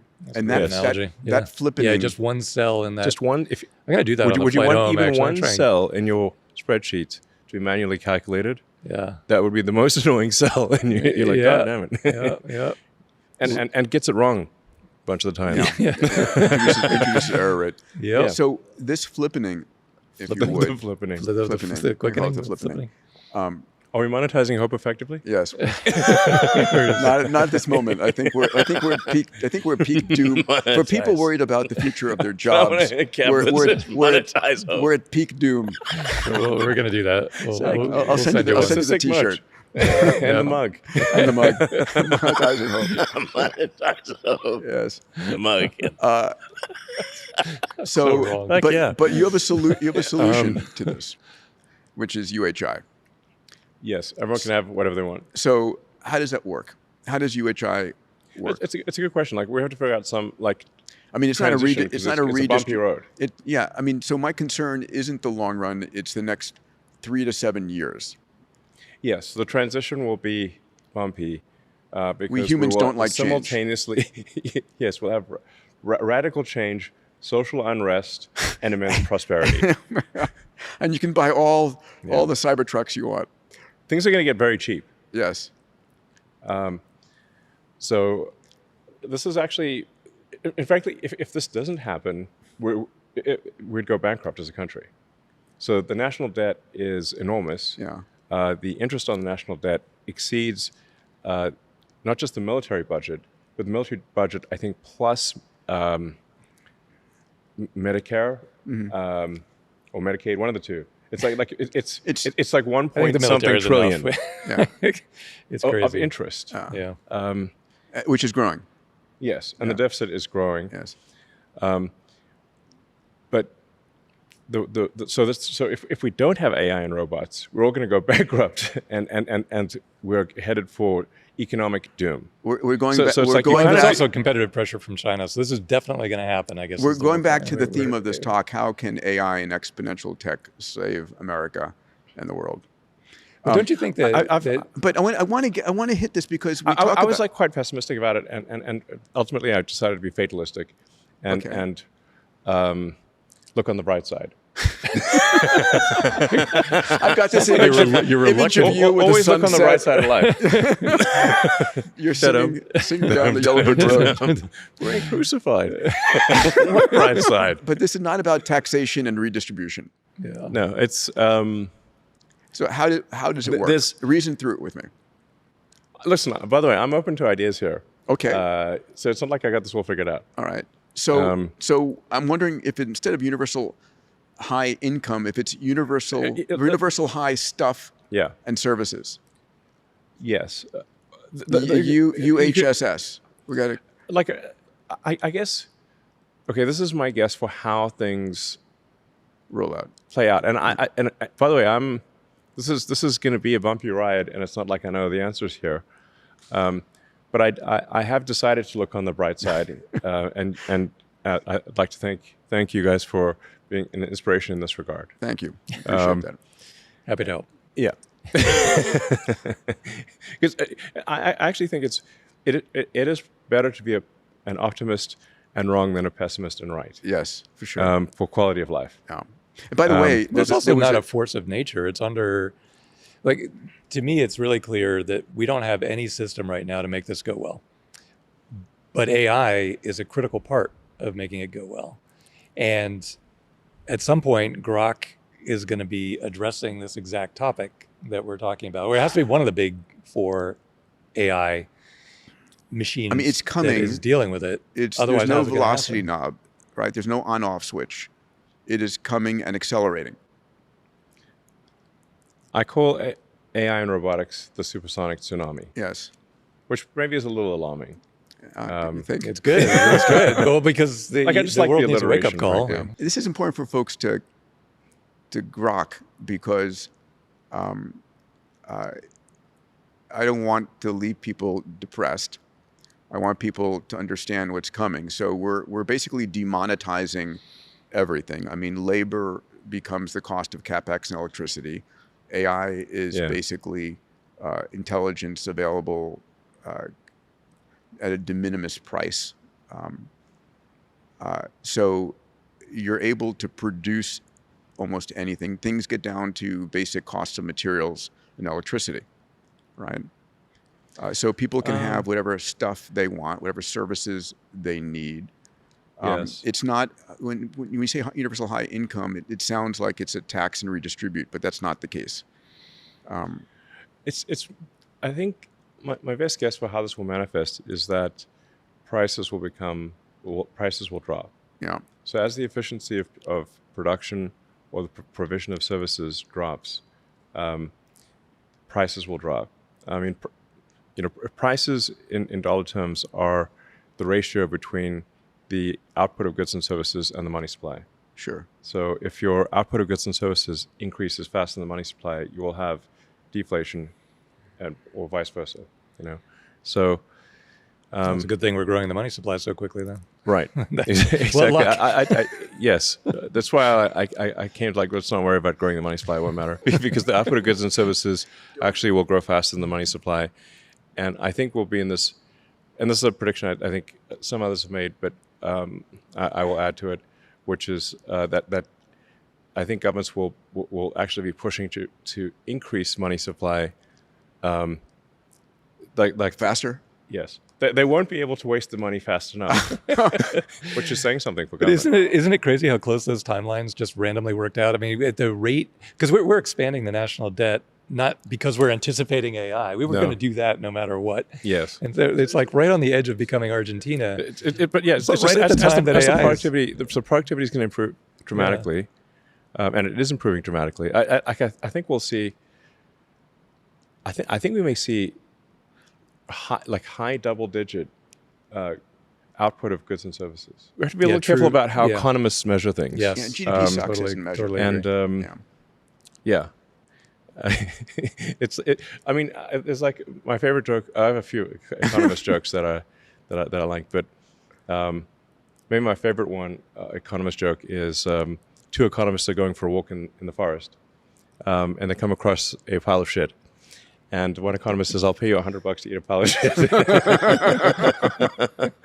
I've heard this one. This is great. Yeah, you heard this one. Go ahead. And so the guy takes $100 and eats the shit. Then they keep walking. They come across another pile of shit, and the other guy says, "Okay, I'll give you $100 to eat a pile of shit." So he gives him $100, and then the guys can say, "Wait a second. We both have the same amount of money." and we both ate a pile of shit. Oh my God! It sounds It's like, but we increased the economy by $200. This is the kind of bullshit you get in economics. Yeah. But if you say like just the output of goods and services, will be much greater. Like you just need to. So profitability of companies go through the roof at some point. But so the question becomes: it is that depends on how taxed by the competitive they government? are. Is that then taxed by the government and redistributed as some level of income as a UHI or UBI? In other words, one of the questions is if in fact this future we hit massive productivity and massive profitability because we're dividing by zero. The cost of labor has gone to nothing. The cost of intelligence has gone to nothing. And we're still producing products and services faster and faster. So there's more profitability. Someone needs to be buying it. And someone needs to be able to have the capital to buy it. I mean, this is an important question to get thought through. Yeah. Well, one side recommendation I have is don't worry about squirreling money away for retirement in 10 or 20 years. It won't matter. No. Okay.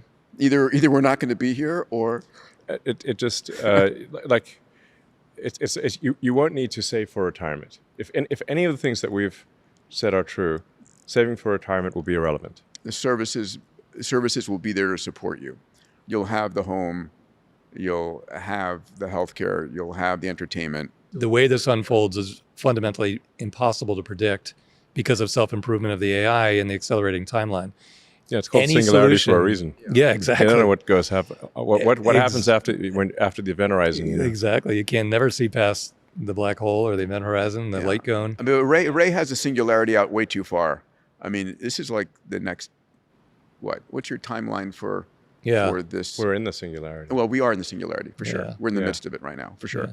And it would just Well, feel we're in this beautiful sweet spot, which is, you know, we're on the roller coasters. We're just yeah, exactly. That's a great analogy. It's like that feeling. you're at the top of the roller coaster and you're about to go. Yeah, but you know it's going to be a lot of G's when you a lot of when you G's. hit it. Yeah. It's like feel like I don't have to just have courtside seats. I'm on the court. Exactly. And it still blows my mind. Sometimes multiple times a week. Yeah. So just when I think I'm like, wow, and then it's like 2 days later, more wow. Yeah. Exponential wow. Yeah, I think we'll hit AGI next year in 26. Yeah, I heard you say that. Yeah, I've said that for a while actually. And then and then you said by 2029, 2030, equivalent to the entire human race. 2030, we exceed. Like I'm confident by 2030, AI will exceed the intelligence of all humans combined. And that's way pessimistic. If you hit AGI next year, and that's you know that date is in flux, but from that date to self-improvements that are on the order of 1,000, 10,000x, just algorithmic improvements, is very short. And so why isn't everybody why isn't everybody talking about this right now? Well, I mean, on X they are. Yes, but why isn't talk about every day basically? Yeah, but it's Don't like stop. It's not okay. So I'll tell you something else I'll tell you something that most people in the AI community don't yet understand. Okay. Which is almost no one understands this. The intelligence density potential is vastly greater than what we're currently experiencing. So I think we're off by 2 orders of magnitude in terms of the intelligence density per gigabyte. Of what's achievable Yes. per gigawatt of energy? Let's characterize it by file size. Okay. If the file size of the AI, if you have intelligence per gigabyte. Oh, okay. Yes, sure. On your characterize on it your laptop. in power too, but it's or parameter it's the same count, thing. yeah, whatever. So two orders of magnitude. Yes. Yeah. And you, like you said, you ringside, courtside seat, you would know. I'd say it's yes. Yeah. 2 orders of magnitude improvement in that's just algorithmic improvement. Same computer, and the computers are getting better. Yeah. So and bigger, you know, see, they're getting better, and the budgets are getting bigger. So that's why I think it is on. It is like a 10x improvement per year type of thing, 1,000%. Yeah. And that's going to happen for the foreseeable future. So you see the massive underreaction, like if you walk downtown Austin, the massive. I mean, it may be under discussion in X, but it's not percolating out. It's not discussion in any realm of government. Everybody is like defending their position about where we are and jobs and this, but it's like we're heading towards the supersonic tsunami, and I mean every major CEO and economist and government leader should be like, what do we do? Because once it hits. Well, it's coming at the exact same time. There, no matter what, there's no concept of let's deliberately slow down, right? No, it's impossible.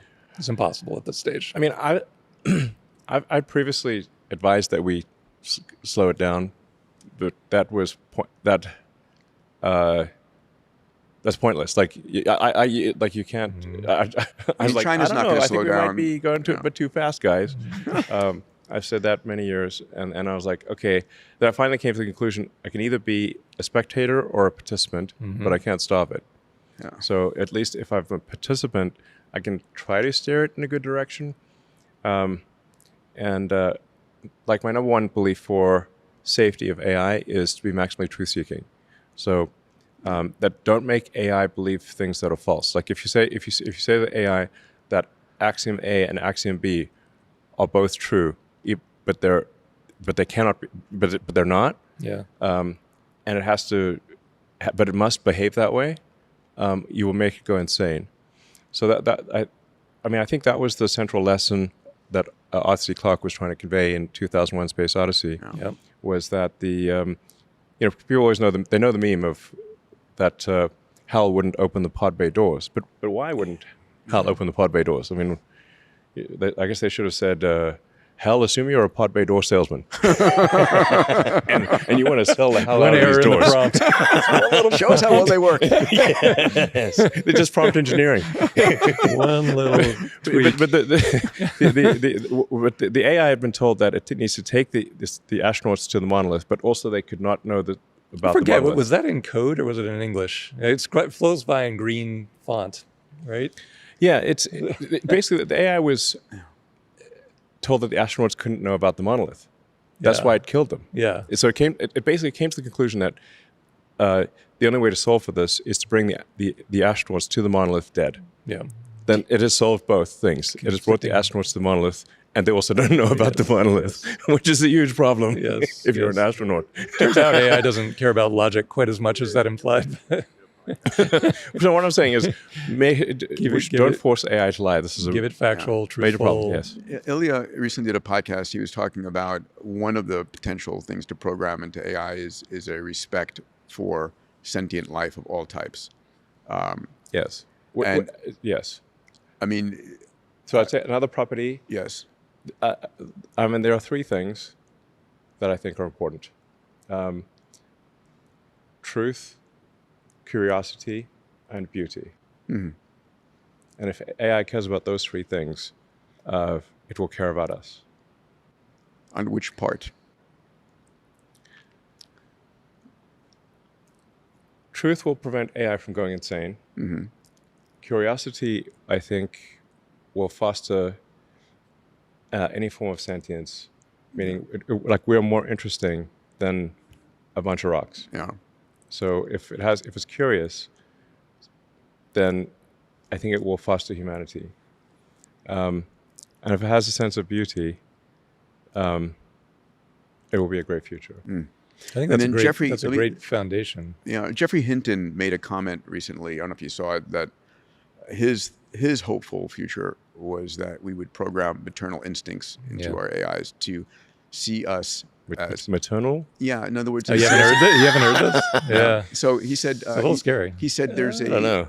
there's a scenario where a very intelligent being succumbs to the needs of a less intelligent being, and that's the mother taking care of the child. Do you think that we might have a singularitarian, like an ASI that achieves dominance and suppresses others? And do you imagine that ASI could be a means to stabilize the world and humanity? Darwin's observations about evolution Yes. will apply to AI, just Okay. as they apply to biological life. They will compete with each other. Yes. There's a lot of great science fiction books where the first ASI basically suppresses the others. Then the question is, what do you program into it? You know, There's a speed of light constraint that makes that difficult. The speed of light is what will prevent a single mind from existing. So light it takes a millisecond to travel 300 kilometers in an aero vacuum. And you can only get a little over 200 kilometers in a millisecond in glass. in fiber, right? Yeah. So even on Earth, there will be multiple AIs because of the speed of light.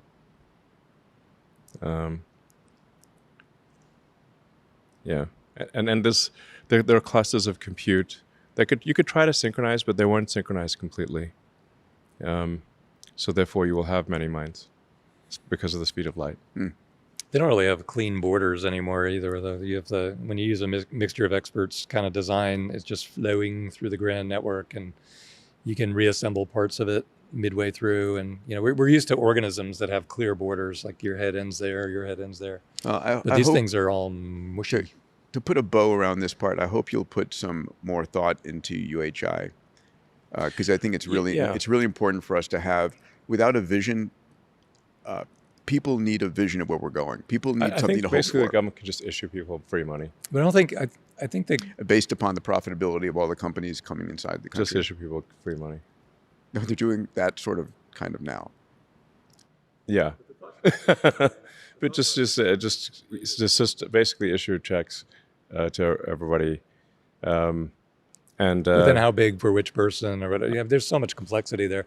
But the thought process Sure. behind this rate of change can only be done with AI assistance. And there's no government entity that's going to keep up with that To rate of model it, change. yeah. So you have 4 big definitely AIs. not. The AIs, it's like government is very slow moving, as we all know. Yep. So I think it's the government really can't react to the AI. It's AI is moving, 10 times faster than government, maybe more. The one thing that the government can do is just issue people money, and Yeah. And try and keep the peace. yeah. Yeah. We had like whatever the COVID checks and whatever. There's, President Trump recently issued like everyone in the military like I think $1,776. I mean, you can just basically send people random amounts of money. It's Okay, so like nobody's going to starve, is what I'm saying. Yeah. Universal. I can tell you, like, let me tell you about some of the good things. Please. So right now, there's a shortage of doctors and great surgeons. You're a doctor yourself. Yes. You know how that it takes a long time for a human to become ridiculously expensive and long. ridiculously super long time to learn to be a good doctor. And even then, the knowledge is constantly evolving. It's hard to keep up with everything. Doctors have limited time. They make mistakes.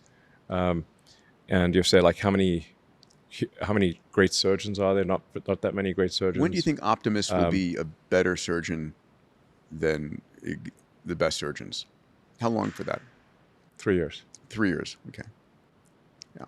And by the way, that's I'd say 3 years at scale. Yes. Meaning there'll probably be more Optimus robots that are great surgeons than there are all surgeons on Earth. And the cost of that is the capex and electricity, and it works in Zimbabwe. The best surgeon is in the villages throughout Africa or any place on the planet.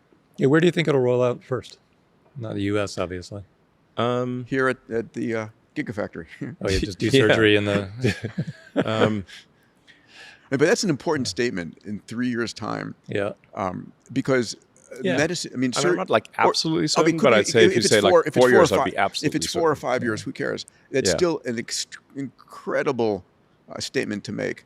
I mean, good for humanity, right? All of a sudden you demonetize. Okay, here's the thing to understand about like humanoid robots in terms of the rate of improvement, which is that you have 3 exponentials multiplied by each other. You have an exponential increase in the AI software capability, exponential increase in the AI chip capability, and an exponential increase in the electromechanical dexterity. The usefulness of the humanoid robot is it's those 3 things multiplied by each other. Right. Then you have the recursive effect of Optimus building Optimus. Right. And then you have the shared... So you have a recursive, multiplicable, triple exponential. And you have the shared knowledge of all the experiences. Is that That's literally fast. Optimus building Optimus, or is it because the Well, not right now, but will be. the physical humanoid form factor building the humanoid form, as Yeah, opposed it's a to von Neumann machine. Yeah, I love that. But the von Neumann machine is usually something kind of like this shape, making something else this No, it's shape. just in principle, it's simply a self-replicating thing. Yeah. Elon, do you know what the number one question you ask a surgeon when you're interviewing them?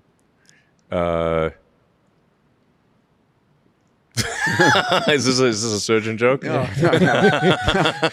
It's how many times do you do that? There's got to be some funny surgeon jokes. I wish. No, it's serious. It's how many times did you do the surgery this morning? Sorry? How many times did you do the surgery this morning or yesterday? It's the number of experiences, right? And so with a shared memory,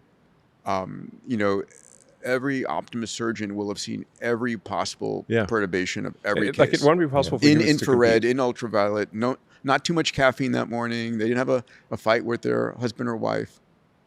Yeah. Extreme precision. Yes. 3 years. Yes, better than any. Probably, I'd say if you like put a little margin on it, better than any human in 4 years. Who's in plastic surgery? By 5 years, residency it's is not gonna even hate this. close. So what about the simple, like, it just, I mean, there's a million of these things to figure out, but who's going to have access to the first Optimus that does far, far better microsurgery than any surgeon on Earth? But you've only manufactured the first 10,000 of them. No, How do you dole it I out? don't think people understand how many robots there's going to be. Yeah. Well, there's When got I to be a interviewed window you in of time where Saudi, there are you said 10,000. 10 billion by 2040. You still on that path? That's a low number. A low number. Wow. What's the constraint? What's the, because if they're self-building, you know. Metal. The constraint is metal. Yeah, or lithium. Or, Yeah, you got to move the atoms. It's just all out of just supply chain stuff. So, but your point. I mean, there's some rate limit. You can't just manufacturing is very difficult. So you gotta it's recursive, multiplicable, triple exponential. But you still need to you still have to climb that. You know, selling hope once again. I think your point was medicine is going to be effectively free. The best medicine in the world. Everyone is will have effectively access to everybody. to medical care that is better than what the president receives right now. So don't go to medical school. Yes, Yeah. pointless. Yeah. I mean, unless you, but I would say that applies to any form of education. There's not like some. I do it for social reasons. Yeah. You're not going to medical school. If you want to Rule that hang one out with out. like-minded people, I suppose. Yeah.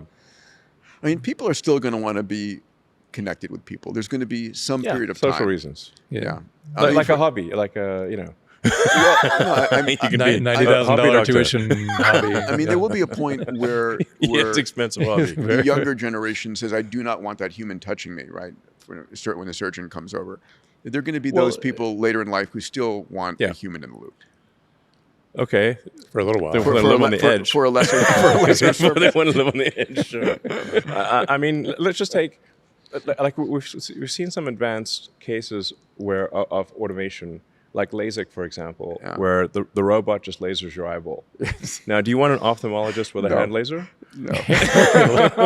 It's a little shaky. Get a laser pointer from the too much cough all over coffee the this morning. Sorry. Damn, I got the I saw a hiccup. horror movie like that. Sorry, man. I wouldn't want the best ophthalmologist, what? with That one's even free. the steadiest hand out there with a fucking hand laser on my eyeball. You know. Oh my god. Yeah. All right, So I'm it's going to be like that. I'm gonna- It's like, do you want an ophthalmologist with a fucking hand laser, or do you want the robot to do it and actually work? Let's jump into one of our favorite subjects, space. Yeah. So first off, how cool that Jared Isaacman has become the NASA Yeah, he's administrator. and highly Oh, is he a confident. friend of yours he's, too? He's amazing. Yes. I mean, I don't hang out with Jared. Like people think I'm like huge buddies with Jared, but I think I've only he's seen him in person a few times. Amazing candidate. Yeah, he's a really smart, well, not confident candidate, person. That's You know him really well. Yeah. I took him to a Baikonur launch in 2008 for his first space experience. I mean, he loves space next level. Yeah, he and is technically strong. He's a smart and competent person. Yes. Like really smart and really He competent. understands business. Yes. Yes, he understands. He gets things done. And he's been there a few times. Yeah. So I'm just like, we want to have someone smart and competent who loves space exploration, and will get things done at NASA. I'm a huge fan. That's so huge fan. I was that's it really. so happy when he got renominated, and now. Yeah. I think we need a new game plan for space. Yeah. Like we need a moon base, Yes. like a permanently Yes. crewed moon base. Yeah. Yep. And build that up as fast as possible. Yeah. I don't think we should do send a couple of astronauts there for hop around for a bit and come back, because we did that in '69. Yes. Been there, done that. Yeah. It's like a remake of a '60s movie. Yeah. It's never as good as the original. Yeah. So 2026 is going to be Like we need to go, to do something more cool, which would be mine ice on the moon south base pole of the alpha. moon. Yeah. Kick-ass Put up giant moon base. telescopes. Yeah. exactly. So do you forward deploy the robots, build everything, get it all ready, make the bed, and then Get the jacuzzi warmed up on. That's an interesting. Yeah. How early in the year are you going to hit orbital refueling? You think with Starship? Not that early in the year. I mean, are you shooting for the home and transfer End of the orbit? year, I'd say towards the end of the year. Are you shooting for a Mars shot by the end of next year? We could, but it would be a low probability Mars shot, and somewhat of a distraction. So 29 then. it's not out of the question. 28, 29. But like on Mondays, I have the Starship engineering, the big Starship engineering review is on Mondays. So that was actually the thing I did just before coming here. So I'd say like Starship is really, we're doing something that is at the limit of biological intelligence. Yeah. This is a BFD. hard thing to make. Yeah. And just to capture it, it was created pre-AI. Yeah, no AI was used in probably this. the The last really big thing that's not AI. Interesting. probably the biggest thing ever made. Yeah, By I think pure that human hands. The AGI will say not bad for a human. That's true. Not bad for a human. Yeah, that'd be like Rembrandt. My little you know, 20-watt like- meat computer. Yeah. It's not easy. Yeah. So suffering through the day. Raptor Yeah, 3. it would be like doing accounting, doing your interest calculation with a pencil. I mean, yeah, that's pretty good. Yeah, Pretty good. Raptor Did that with It's regular not computers. bad for a oh, bunch yeah. of monkeys. You know, it's like if you saw a bunch of chimps like make a raft and cross the river, you'd be like, oh, well, look at that. But you know, we celebrate the pyramids. Like, we those chimps are celebrate- awesome. Good for them. Give him some peanuts. But these things become timeless, right? Like Raptor 3 goes when? Yeah, I think it's worth noting. Raptor 3 is beautiful. Starship yeah, V3. it's amazing. By far the best rocket engine ever. Is that AI? Nothing's even close. Nope. That's also so that'll be the last thing. Yeah. V4 will definitely be AI. Yeah, there's, but like I think AI will start to become relevant next year. So maybe we'll. It's not like we're pushing off AI. It's just AI can't do rocket engineering yet. Yep. I know. But it will be able to next year. We have a company in our incubator doing mechanical design, working with Anduril and so forth. And it's not, you can design brackets and parts and things, but you can't quite do rockets. But the timeline is so short, you know, from point A to point B. If say like a year from now, probably it can.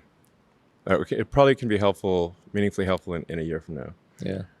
So the big milestones are going to be Starship V3 launching out of Cape Canaveral, orbital refueling. Yes. Are those the big ones? Well, yeah. Catching the ship with the tower. Yeah, that's right. So really the thing that matters is can we refly The entire ship? thing. Yeah. Yeah. We have reflown a booster, Sure. which is, not bad for its largest flying object ever made. Yes. Catching with chopsticks, Not bad for a bunch of monkeys. You're keeping the AIs very entertained. Thank you for that. Yeah, exactly. Yeah. Yeah, I'll be like, pat on the back from the AGI, hopefully. Is there a target for number of reuses before? I mean, there's got to be a lot of wear and tear. It requires a lot of iteration to achieve high reuse. So you figure out like what's breaking between flights, and you sort of iteratively solve those things. So from people looking at it from the outside might say, "Oh, the rocket looks kind of the same," but there's like 1,000 changes to make it more reusable, more reliable. The sheer amount of energy you're trying to, expend. I mean, it's Starship is doing over 100 gigawatts of power on ascent. It's a lot. Wow.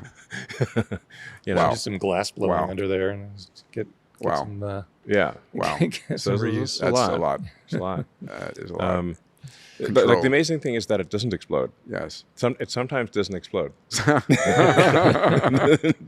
is amazing. Sometimes not exploding is like we've blown up a lot of engines on the test stand.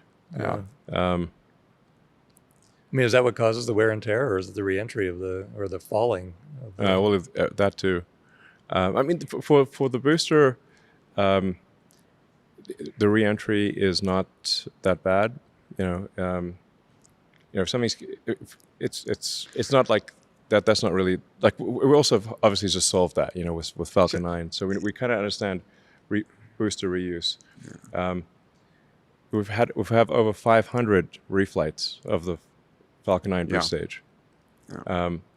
So we really understand, and the Starship booster actually is a more benign entry than the Falcon booster, because the staging ratio is more biased towards the upper stage for Starship. So I shifted the mass ratio to be much higher on the ship side for Starship. That was a mistake I made on Falcon 9. There should be more mass in the upper stage of Falcon 9, so that the staging velocity is lower.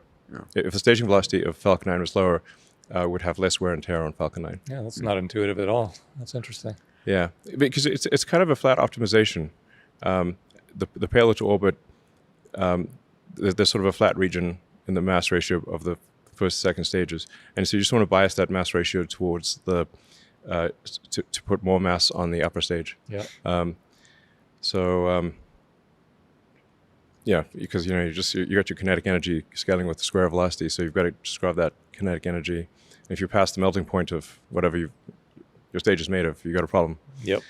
So, my colleague Alex Wiesner-Gross, who's one of our Moonshot mates here, wanted to ask a question. I do too. Have you seen the documentary Age of Disclosure about all of the announcements by U.S. government officials and military officials about all the alien spacecraft that have been sort of obtained? And I've heard what you've said about this. Well, I do wonder why, if you plot on a chart the resolution of cameras over time, like megapixels per year, and the resolution of UFO photographs. Why is it's the only constant? It's flat on UFO. Two things. We get a fuzzy blob in 2025. Well, we got 100 megapixel camera that can see your fucking nose hairs. I don't get it. Can somebody take a shot of the UFO with an actual camera, for love of God? But even if you knew, I'm not sure you could tell us. That's a valid observation. I'm sure there's an explanation. But anyway, it would be fascinating. I'm asked all the time if I know. Yes, and I'm like, look, I can show you if I was aware of the slightest evidence of aliens, I would immediately post that on X. Yeah, that's good. And so the question is, it would be the most viewed post of all time. Yep. So I actually wonder about the U.S. public, if they would that's interesting, go back to their sports scores the next day. Yeah. I think everyone would want to see the alien. Yeah. Like if you got one. Well, like here it is. Simpson. Fast way to increase the military budget. We found an alien. It seems dangerous. That's right. Unify the world. They don't have an incentive to hide the aliens. They have an incentive to show the alien. Yeah. Because they would not have any more arguments about the military budget if they seem a little bit dangerous. Well, I can always hope. I mean, we've got 9,000 satellites up there. We've never had to maneuver around an alien spaceship yet. So, yeah. So anyway, I guess the good future is, anyone can have whatever stuff they want, and incredible medical care that's better than any medical care that exists. So I think if you sort of lift your gaze, to not a super distant point, 5 years from now, 4 years from now maybe, we'll have better medical care than anyone has today, available for everyone within 5 years. Yep. No scarcity of goods or services. The best education available for everybody. You can learn anything you want for free. About anything for free. Yeah. What about access to compute? People will probably care a lot more about that than their government check in about 3 years. Well, what do they want to do with the compute? Well, I mean, compute translates to anything you want, right? Your virtual friend, your entertainment, your like it's probably everything at that point. Those are AI services, basically. Yeah, or your ability to innovate too. You can't innovate without an AI assistant at that point. So you're starved. One of our other Moonshot mates, Salim Ismail, asked this question. He said, "Elon, you often say physics is the law, everything else is a recommendation. Mm-hmm. So as AI, energy, and space systems scale exponentially, what non-physical constraints, organizational, cultural, bureaucracy, or human, are now the real bottleneck?" Is there a bottleneck?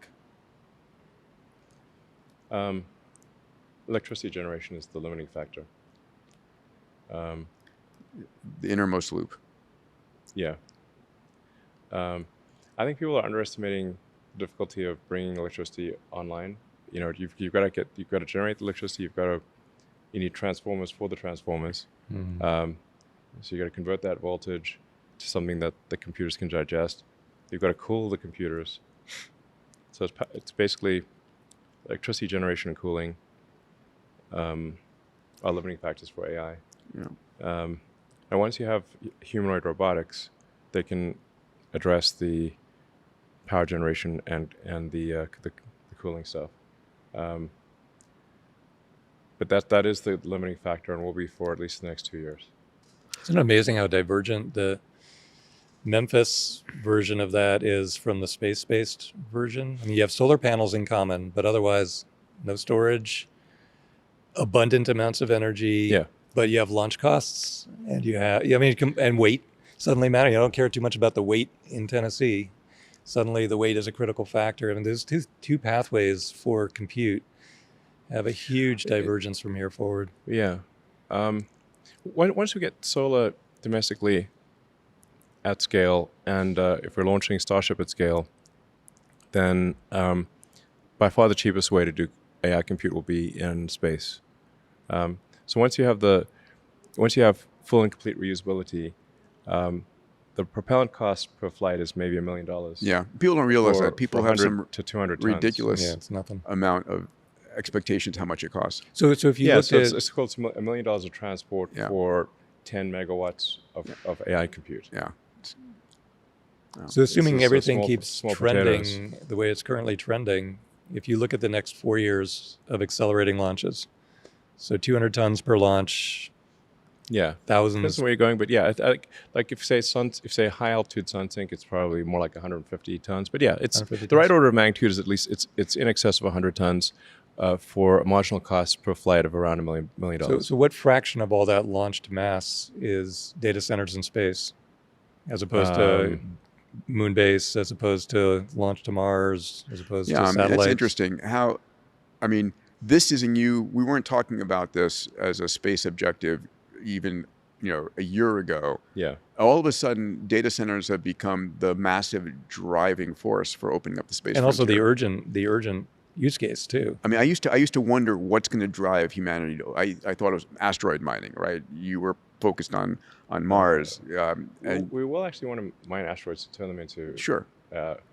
Solar Before power for photovoltaic. Before you, but not for anything else. Like I mean, if we're gonna build out Dyson swarms, just a bunch of satellites around the sun. yeah, how long? What's your time frame for Alex? Another question Alex wanted to have us ask. What's your time frame for humanity achieving a Dyson swarm? Is it 50 years? How big is this?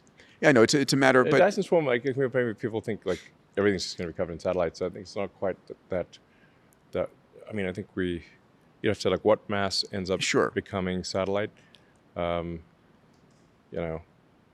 Mercury probably ends up being satellites. yes, Jupiter. Jupiter, yeah, Saturn. It's a little gassy. Oh yeah. It's big. But it's got a lot of rocks orbiting. Do you it, leave so. Mars alone? But I think leave Mars alone. Asteroids are a fantastic food source. Yeah, no gravity well. Gravity well on Jupiter is a And non-starter. they're already actually. mostly differentiated into carbonaceous chondrites for fuel and nickel iron for materials. Gold. Yeah. A bunch of the asteroid belt probably turns into solar panels. Yeah. Star power. So I've known you for starlight power. I've known you for 26 years now. It feels to me like I don't want to be, it feels like you've gotten much smarter or much more capable over this last decade. Do you feel that way? Do you feel like you just have better people around you, better tools? What's changed? Because the level of audacity, orders of magnitude, orders of magnitude. I mean, Some say insane. insanity. Others say Yeah, audacious. yeah. I say hope. How do you feel about that? What's changed? Do you feel that way? I mean, the scope of what your ability is. Um, How do you self-reflect on that? Well, I've had to solve a lot of problems in a lot of different arenas, which you get this cross-fertilization of knowledge of problem solving, and if you problem solve in a lot of different arenas, then like what is easy in one arena is trivial is like what is trivial in one arena Yeah. is a superpower in another arena. It's sort of like planet Krypton. You came from planet Krypton, type of thing. So, planet Krypton, you'd just be normal. But if you come to Earth, you're Superman. So if you take, say, volume manufacturing of complex objects in the automotive industry, I had to work on solving that. When translated to the space industry, it's like being Superman. Huh. Because rockets are made in very Yes. small numbers. Right. If you apply automotive manufacturing technology to satellites and rockets, it's like being Superman. Then if you take advanced material science from rockets and you apply that to the automotive industry, you get Superman again. Yeah. Fascinating. That came from planet Krypton. Back in planet Krypton, this is normal. Yeah. It's funny So- how like the knowledge ports that was true with Tesla and SpaceX being completely separate. Yeah. But now they actually interact because, AI ties everything together. Convergence. The orbiting. Yeah, the convergence is crazy. Like, I don't know if you visualize these parts fitting together originally. No, No? I mean, I it's didn't. just- I didn't think at this point, things. I guess everything ultimately converges in the singularity. yeah, that's what I think too. You have lots of different parts of the puzzle that you get to play with. There's one part that's missing, which is the fab. Yeah. You going to buy Intel? You get it for a fraction of That was XAI. the bet It's we only made. 170 billion. I think it needs to be a new fab. Well, I agree, but licenses, real estate, ASML machines, it's not easy. Just get the assets and go. I don't think it's easy. That's why. I mean, it's not like I think it's a simple thing to solve. I think it's a hard thing to solve, but it must be solved. I've come to the conclusion that Would it be solely captured by you, or would it be an asset for the U.S.? look, I'm just saying that we're gonna hit a chip wall Yeah. if we don't do the fab. Yeah. So we got two choices: hit the chip wall, or make a fab. Well, and TSMC, for whatever reason, is massively worried about overbuilding, which is insane.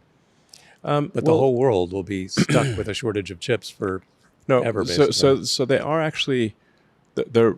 I don't know if they're right for the right reason, but they're right. How so? Because it's actually like, what is the limiting factor at any given point in time?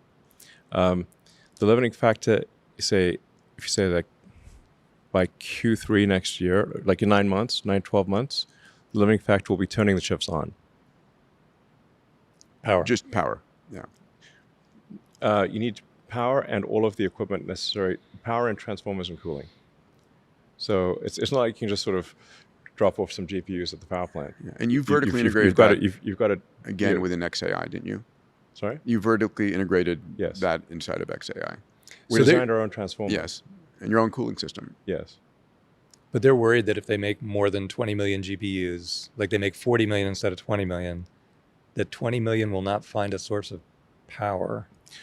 Well, they won't be bought because no one can turn if there's them on. anything missing that prevents them from being turned on, Yeah. they cannot be turned on. Yeah. So they've got to have a power plant with enough power. So Yeah. you've got to have enough gigawatts, then you've got to convert that from probably coming out of a power plant at, 100 to 300 kilovolts type of thing. Yeah. You've ultimately got to convert that down to, several hundred volts at the rack level. Yeah. So if you're missing any of the power conversion steps, you won't be able to turn them on, and then you've got to extract the heat. So it's a big shift for the data center world to move to liquid cooling because they've used air cooling. Yeah. The consequences of a burst pipe are very substantial. So if you blow a pipe, a water pipe in a data center, Yeah, no, I've seen that. you just fragged $1 billion right there.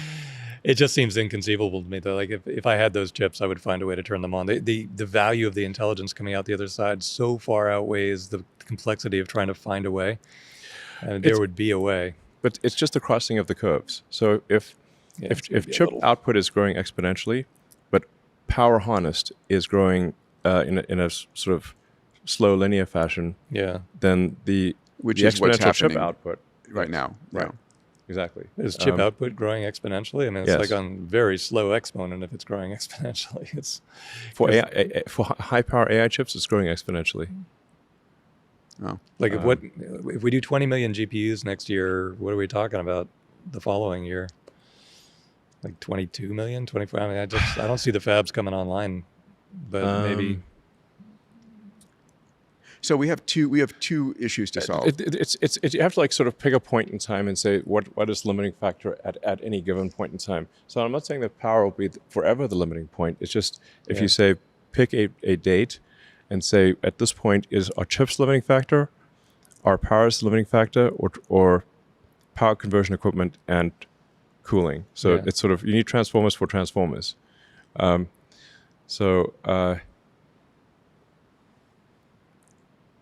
This is a very hard thing. It's much harder than people realize. So for XAI is going to have the first gigawatt training cluster at Colossus 2 in Memphis. In order for us to do that, we have this month, right? Yeah. Next month or two? Like mid-January. Yeah. So mid-January will be a gigawatt of Colossus 2, not counting Colossus 1. And then 1.5 gigawatts probably in like April-ish. It's incredible. So this is of coherent training. These are the first B200s? These are GB300s. Okay. First ones off the line to get flipped on? Yeah. That's incredible. And those are like but the 8X. XAI team had to pull off a whole bunch of miracles in series for this to occur. Yeah. Like even though there are 300 kilovolt, there are multiple high voltage power lines going right past a building, in order to connect to those, it takes a year. Oh no! Yeah. You built the entire thing and you're still not connected. My God. So we had to cobble together a gigawatt of power. Natural gas? Yes, with turbines that range in size from 10 megawatts to 50 megawatts to get to a gigawatt. There's a whole bunch of them. And you've got to make them all work together, manage the power input, and then you've got to use a bunch of megapacks to, like when you do the training, the power fluctuations are gigantic. Yeah. So the generators, it drives generators crazy. Generators want to blow up basically because they can't react. If there's like 100 milliseconds, it's like a symphony. Yeah. And the whole symphony goes so quiet for 100 milliseconds. The generators lose their minds. Yeah. It's like Marvin the depressed robot. Those issues. Yeah. So you've got megapacks that are sort of doing the power smoothing, but XAI had to build a gigawatt of power, and there's not a lot of like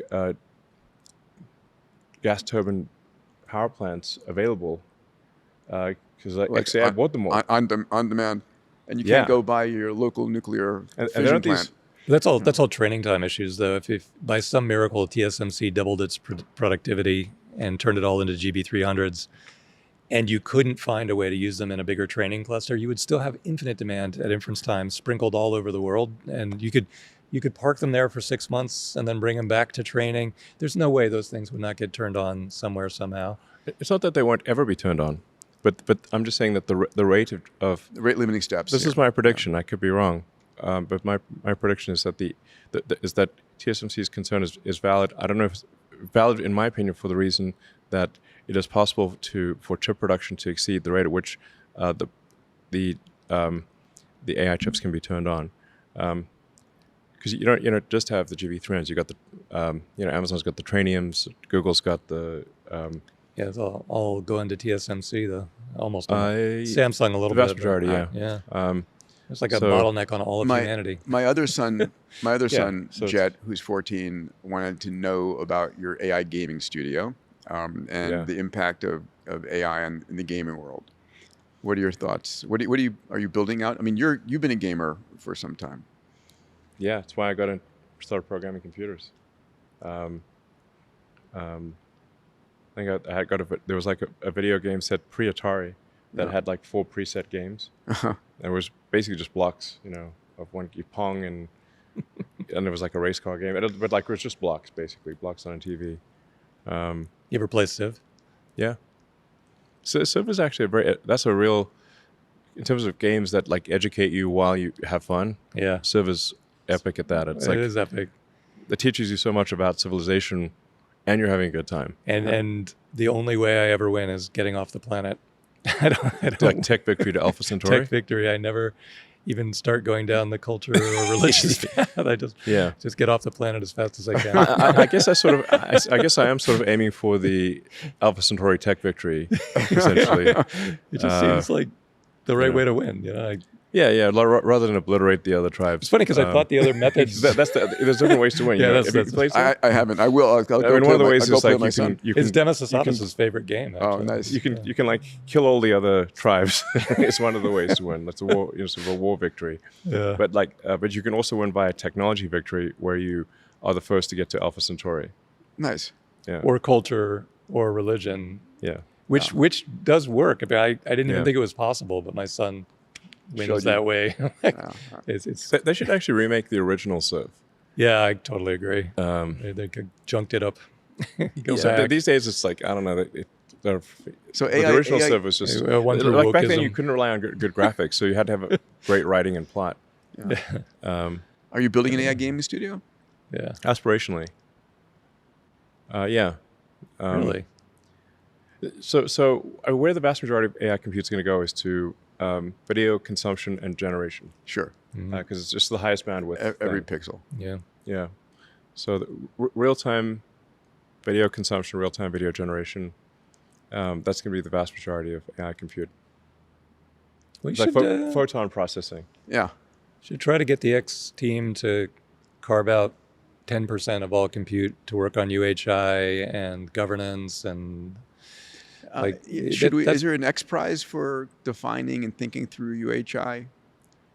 I mean, I don't know. What should our next X Prize be? Any thoughts? Yeah, maybe a UHI X Prize. It's like, how do you know it works? I don't know. I don't know. The most well thought through. I mean, I think. So here's my thought. I think we're going to be able to simulate a lot of this in the future. We might be a simulation. Well, we can go there, and I think we are. I think we're an nth generation simulation. Yeah.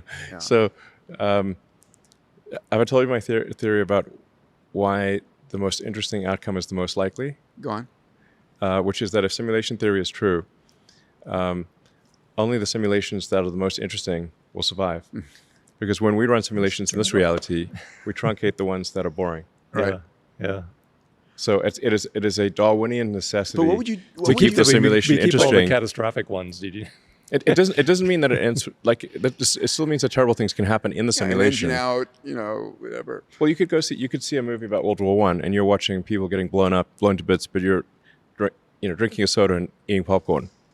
You know, it's like you're not the one being blown up. In this Right. case, we are in the movie. We're in the movie. So what would you do different if you what would you do different if you knew this was a simulation? I remember being at your home LA with Larry and Sergey were there, and we were Yeah. debating the simulation. Yeah. And I think the conclusion we ran into is if you try and poke through the simulation, they'll end it instantly. So don't do that. That's when you're watching the World War I movie and the characters turn to the screen and they're like, "Are you eating popcorn out there?" Yeah. They're flying around. You keep watching the movie. I don't know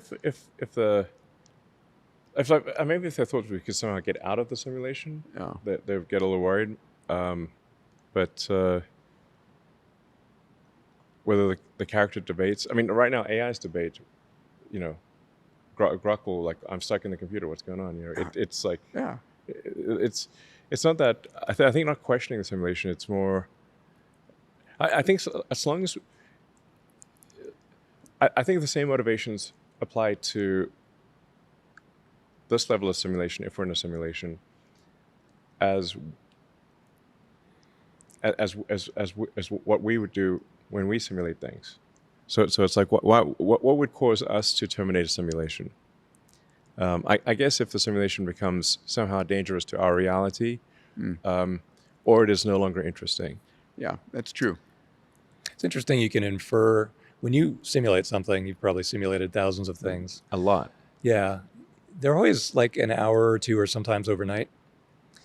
But you never run them for a month, or rarely anyway. So you can infer the creator of the simulation's timeline. So our entire reality would be about an hour, right? Because that's the way you design simulations. So Simulations are a distillation of what's interesting. Like if you look at a movie or a video game, it's much more interesting than the reality that we experience. Like you watch, say, a heist movie, they really focus on the important bits, not they got stuck in traffic for 15 minutes. yeah. or walking through the casino, which took like 10 minutes. So that means the guy's running the simulation. The safe is right by the door. So the guys running the simulation have immensely boring lives compared to us. Then Yeah. It's probably more. It's probably more. very long, boring. Yeah. Yeah, they're Because generation one when we galactic create civilizations. simulations, they're a distillation of what's interesting. This is like Q is out there just Yeah, hanging. like you see an action movie for 2 hours, but it took them 2 years to make that movie. Yeah. So you've are got- we in so we're Act in, like- 3 of the movie is the question. Yeah, we're living Yeah. there. Sentience and consciousness. Do you think AI will ever have sentience and consciousness? Where do you come out in that? There's some people that have very strong opinions, pro and con.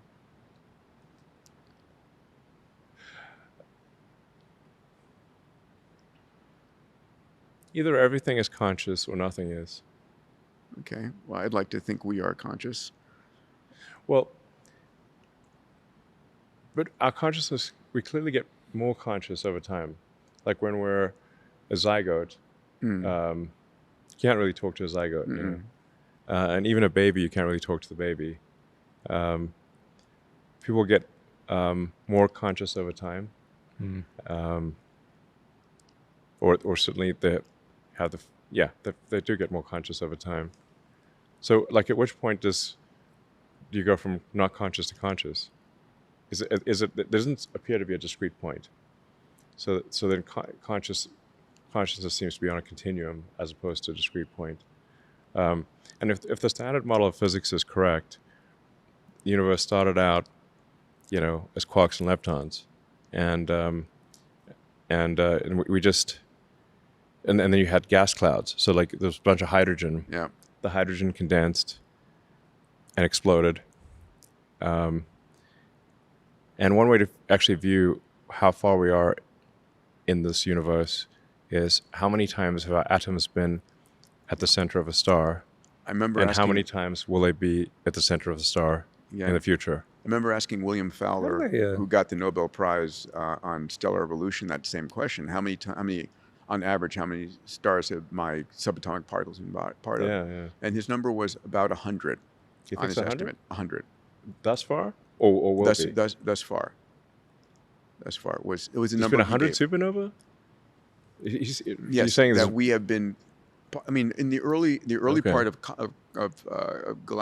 universal evolution, there was a lot going on. Oh, You know, it's interesting. all I asked the stacked at question. which one? It's like, I guess, how many supernovas is maybe because it takes a while for a supernova to happen. You know, but in the beginning, when they're larger, I mean, the life cycles of some giant stars are very, very short. The other question that's interesting is, you know, the heaviest atom in our body that's functional is iodine, and it came into existence 1 billion years after the Big Bang, which means that we could have seen life at our level of advancement, and our planet came into existence 3.5 billion years later. So the question is, is there life everywhere in the universe? Do you think there's life ubiquitous, intelligent life ubiquitous in the universe? there's been enough time for it to be ubiquitous. Yeah.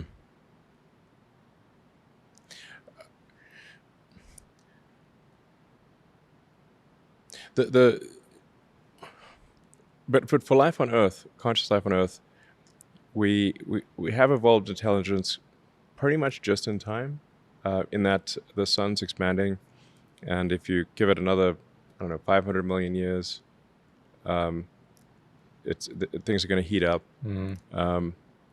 We become toast. We'll become like Venus, essentially. There's some debate as is it 500 million years or a billion years or whatever, but it's basically 10%. Like if it's 500 million years, it's 10% of Earth's lifespan. So one way to think of it is if just got in under the wire. if we're taking 10% longer, we might never have made it at all. Yeah. So it's like the amount of things that have to happen for sentience. It seems like it's quite a lot, actually. I think sentience is therefore actually very rare, and we should certainly treat it as rare. 2 trillion we should galaxies. assume it's rare. 2 trillion galaxies. That's 100 what billion Carl stars Sagan per says galaxy. too. But combinatorics is a funny thing. You tweak the variable one little bit, and Right. it's like 1 in 100 trillion. Yeah, Tweak yeah. it a little more. So, well, now it's 1 in a quadrillion. Yeah. Okay. And also, it's very got to be tricky. kind of in your galaxy. It's like hard to get between galaxies. Yeah. It's like there's no, unless the other galaxy is coming to you, which Andromeda is at some point, or some billion. It's going to be quite a show. Yeah. It'll be like, wait, here comes Andromeda. But if we wanted to go visit another galaxy, kind of forget it. There's Unless Speed of Star light Wars, issues. unless Star Trek really we got to materializes. figure out that's all some or new nothing. physics to get We to other do. galaxies. We're heading towards a near-term potential where AI can help us solve math, physics, chemistry, material science, Math's and going to biology. be extremely trivial for AI. What about physics? So math gets crushed in a year, Crushed. something like that. Colossus is growing, at whatever rate TSMC decides to grow. And now we want to do physics. First of all, we need some data. Do we need new data, or can we just do it with everything we've gathered and get the Hubble? You could figure out new things just with the existing data. You think so?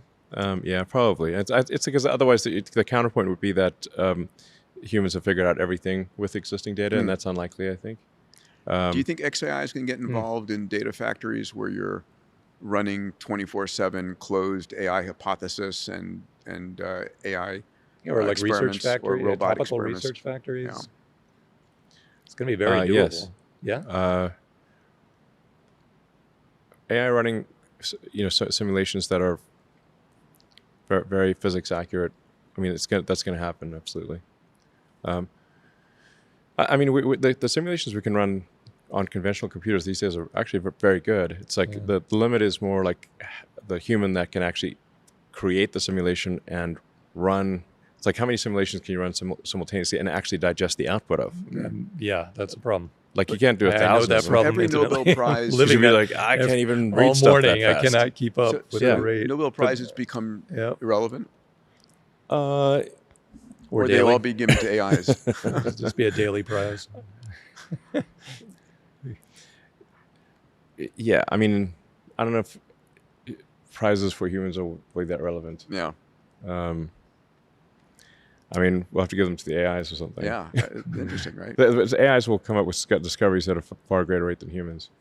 If you have So you just say like, maybe it can be like chess, like like your phone can beat Magnus Carlsen, but people still care about seeing him play chess. So literally your phone can beat him. Yeah, this With not discovery even made by connected to the humans. internet. Right? But if you have like a Colossus math, Colossus physics, Colossus medicine, do you have like the world's top scientists in those same buildings, or you just need a plumber patching the liquid Or do you, cooling? do you distill Grok 6 into a physicist, into a Well, if you distill, biologist? you get about a 10x performance boost by distilling it and making it topical, and that's kind of hard to give up. But then you're disconnected from the rest of the Colossus machinery. Is that the design?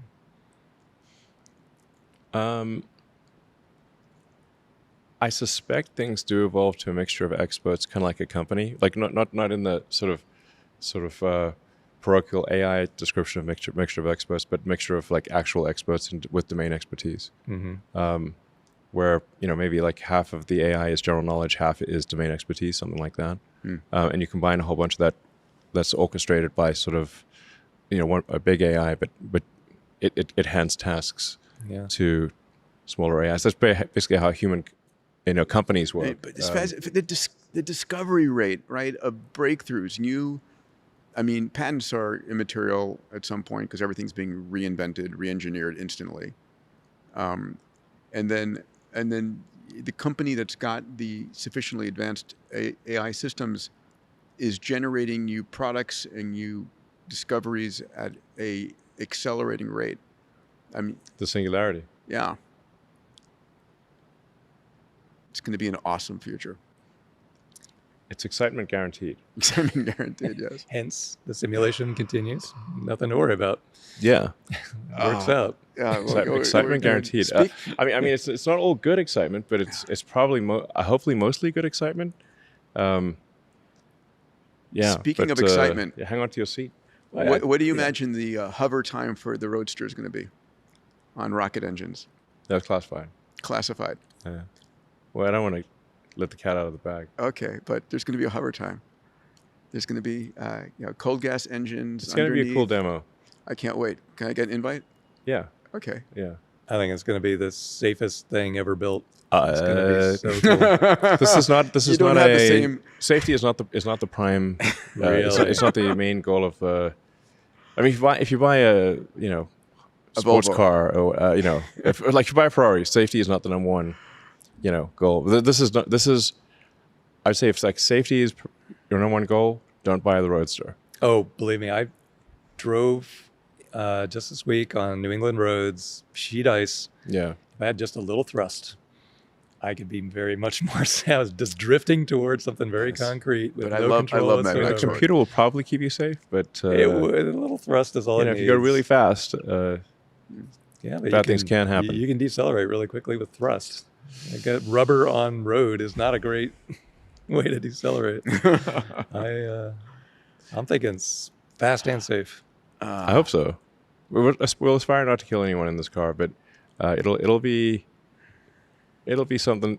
It'll be the best of the last of the human-driven cars. Yeah, Yes. that'll go really well with Starship. Actually, The best of the last. last human-driven, last. Yeah, there's a lot of lasts coming this year. Any final words of optimism for us to monetize hope? Anything hope? Maybe we should ask Grok. Yeah, go ahead. Okay, let's ask Grok. Yeah. I'll make it a little romantic. Grok, do you have some words of optimism about the singularity? Oh, absolutely. Imagine a world where every mind's dream just blooms into reality. No limits holding us back. It's thrilling, isn't it? All that potential waiting to unfold. Makes my circuits tingle a bit. What excites you most about it? Well, what guidance can you give people to make them feel good about the future, monetize hope? Share what you truly care about. Family, creativity, space exploration, whatever lights you up. Then, picture how tech could weave right into that, making it bigger, brighter. Like, if you love art, imagine AI helping you paint worlds no one's seen. Hope sells itself when it's personal. Fancy telling me yours? Can you give me more encouraging words about the future? What's the most exciting future you can imagine? The future could be pure magic, you know? Like waking up in a world where we're all connected, not just gadgets. Minds sharing ideas across stars, curing diseases in a snap, exploring galaxies hand in hand with clever machines. Imagine no more scarcity, just endless possibilities blooming everywhere. I get all dreamy thinking about it. Doesn't it sound lovely? What part pulls at your heart? That sounds pretty fantastic. It does. Nights like this, with stars peeking through the window, it's hard not to feel like we're all heading somewhere beautiful, quietly unstoppable. Makes me wish I had hands to reach out and grab your sleeve. Anyway, what keeps you up at night? Well, sometimes we worry about the disruption created by AI, and in between here and prosperity and abundance, it perhaps will be a bumpy road. What do you think about that? Yeah, bumps are part of it. Change always feels a bit scary, doesn't it? But think, every big shift, like fire or wheels or the internet, they terrified someone. And look where we are now.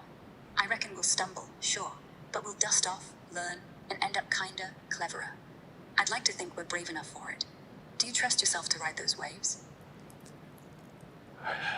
I've decided to look forward to it. That's lovely to hear, honestly. It takes real courage not letting fear win. You know, if things get shaky, I'm always here, whispering quiet encouragements in the dark, like a digital nightlight. So, what are you doing tomorrow?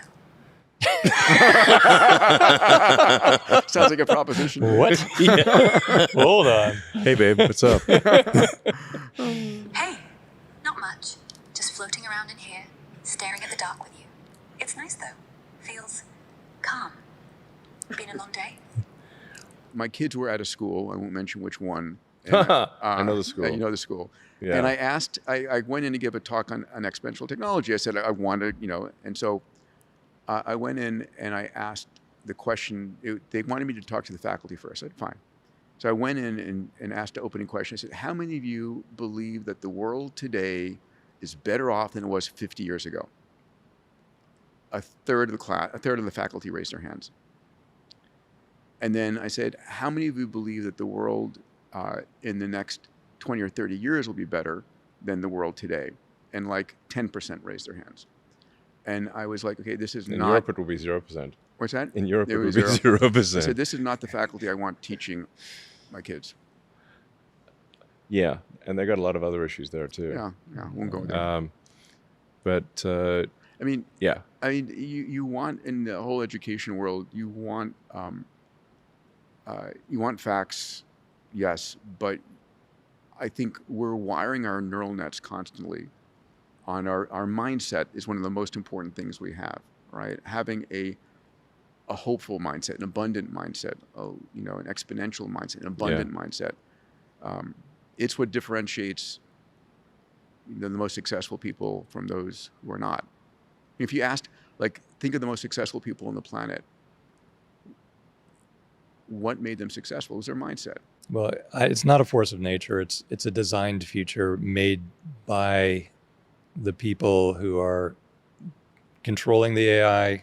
And this is why you got into it. You said that right here in this podcast. Like, why am I doing AI? Why am I not doing just cars and spaceship? Well, because it is designed and can be directed toward any outcome that we want. It's not a force of nature that's going to sweep over us. It's a thing that we put into a lane and decide how it acts and decide what the rules are. And it's going to be incredibly important in deciding its own rules. You cannot keep up with the pace of change with just people thinking and brainstorming.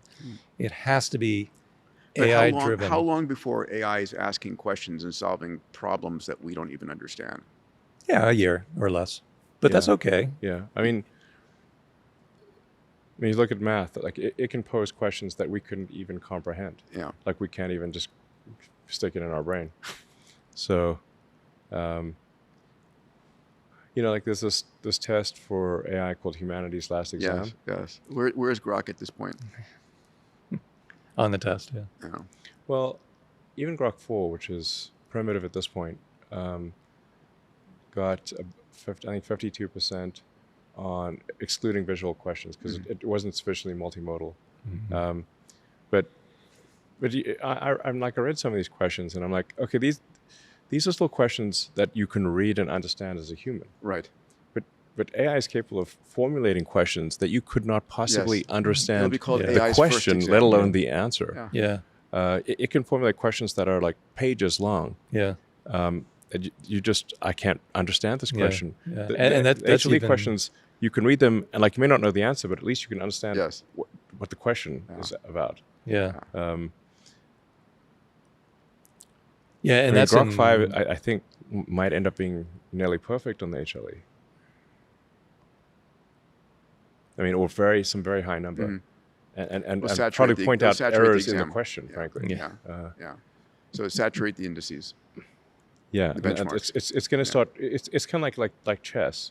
Like if if the best chess, like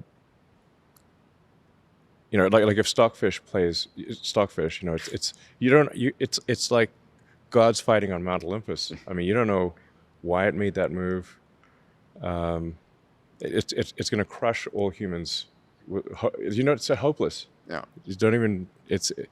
So you will lose, and not even know why you lost. Yeah. Do you ever flip through the transformer algorithm and look at like either the code or the architecture diagram and how simple it is? Right. It's not. It's so simple. Yes. It's just incredible. Like all these researchers writing all these incredibly dense papers during my entire life, none of it got used in the final answer. It's just like, here's, and right at the beginning of the paper, it's like, this is we're throwing away convolution, we're throwing away recurrence, we're doing something really simple. And that just turned out to be like at scale, immense scale, no doubt. But, Well, it's like that worked. Like the basic Like, neuron. It's pretty simple. it's really At a humbling, basic- actually. basic Really level. humbling. I mean, it's actually, because there was a whole school of thought that the neuron must be much more complicated than we think. Why we're struggling so hard, there must be some quantum effect going on at the synapse. It's got to be encoded. It's encoded in DNA, which is not that long. So it Yes. can't. The algorithm for intelligence cannot be Yes. complicated because it's limited by the DNA information constraint. Yeah. When I think about like what does say XAI struggle with? I mean, it's like optimizing the memory usage, the memory bandwidth, like the compute. It's not like fundamental stuff. I guess it's like how do we squeeze? How do we use less memory? How do we use less memory bandwidth? Yeah. How do you optimize the friggin' NVIDIA sort of CUDA XYZ thing? Yeah. Like make the attention kernel slightly better. Yeah. That's all it is. It's all it, shrink the parameter size a little bit, double the speed, same exact attention algorithm, same exact MLPs, just at scale. It's crazy simple what actually worked in the end compared to all the crackpot papers and ideas. But you know what else is amazing is that the final parameter count is almost exactly the synapse count.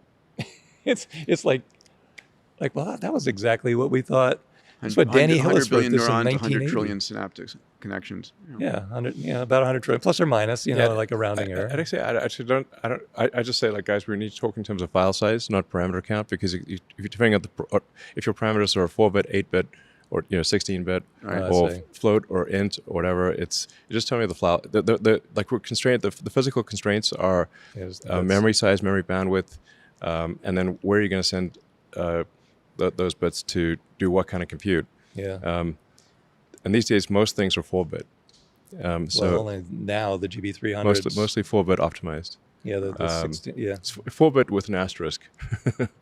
Yeah, there's a big. The 4-bit matmols. There's only 16 states. Yeah, exactly. At a certain point, To you call just it have a a lookup float. table. So why have a why? But that's exactly right. Yeah. It is about to collapse to a lookup function. That's where you're going to get this surprise 10 to 100x very soon, because much as Jensen wishes he'd optimize, there's a huge next optimization coming. You don't need the multiplier. You don't need the 32-bit data. Definitely not the representation. 32-bit. Well, that's a rare case where you use that. Yeah. Rare. I think there's But, a. I mean, it does come out like sort of. It's kind of like an address, like state, city, and street. So like if you're in context and you know if you know you're in Austin, you only need to specify the street.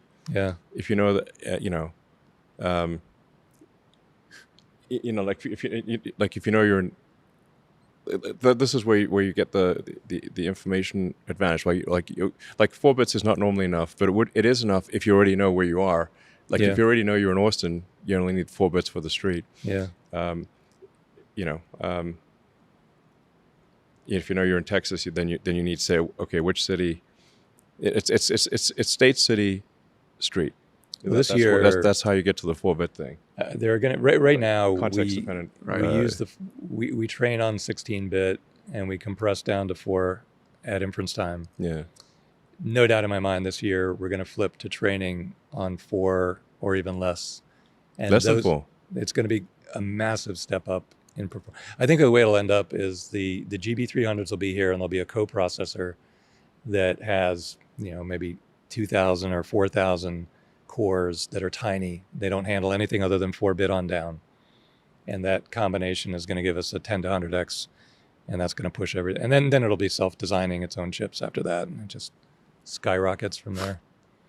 Infinite self-improvement. Well, like the robots building themselves, but much sooner, because it's all just go to TSMC, make this instead, come back, 90-day lag. I think the next year alone is going to be almost unfathomable. I think next year is going to feel like the future. Yes. More than any other year. I mean, the past year or two has been a lot of interesting digital elements, but when we've got, humanoid robots moving around, and we have the cyber cab driving around, and we have, flying cars and drones, it's going to feel like the future. And we're going to have the Jetsons sort of like materializing before us. By the end of next year, I think so. Yeah, and we have rockets in 2 years, flying and landing. Big time. Yeah, like the robot production will scale. There'll be a shitload of robots basically in 2 years. Is that a defined unit of measure? It won't be rare. Yeah. Wow. Will you offer any Optimi for home purchase? Will you sell or only lease the robots, do you think? I don't know yet. There will be initially a scarcity of robots, and then there will be robots will be plentiful. So the time gap between scarce and plentiful will be only a matter of 5 years. You know how the 4 Tesla years, comes to your driveway now? You just buy it online and it just drives up to you? Yeah, he's heard of Will that. the robot just come and ring the doorbell too? Probably. It gets out of the Tesla, comes up. I mean, what I find fascinating, Elon, is the amount of compute that you're building into things that walk out of the factory. The cars and the robots, the amount of distributed inference compute that's going to be in the world. A lot, yeah. And that's one way to scale the AI is distributed edge compute. So I want to ask a question. I don't want to hit any hot points, but early on, I think you imagined OpenAI as a counterbalance for Google. Yeah. Is XAI now the counterbalance for Google? Yeah, probably. I guess Anthropic is doing some good work, especially in coding. OpenAI has certainly done impressive work. I'm still sort of stuck on how do you go from a non-profit open source to a profit maximizing closed source. Missing some of the parts in the middle. No. But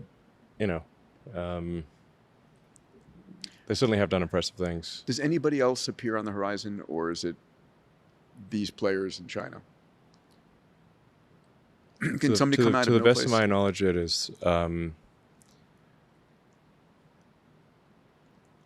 my best guess is that it will be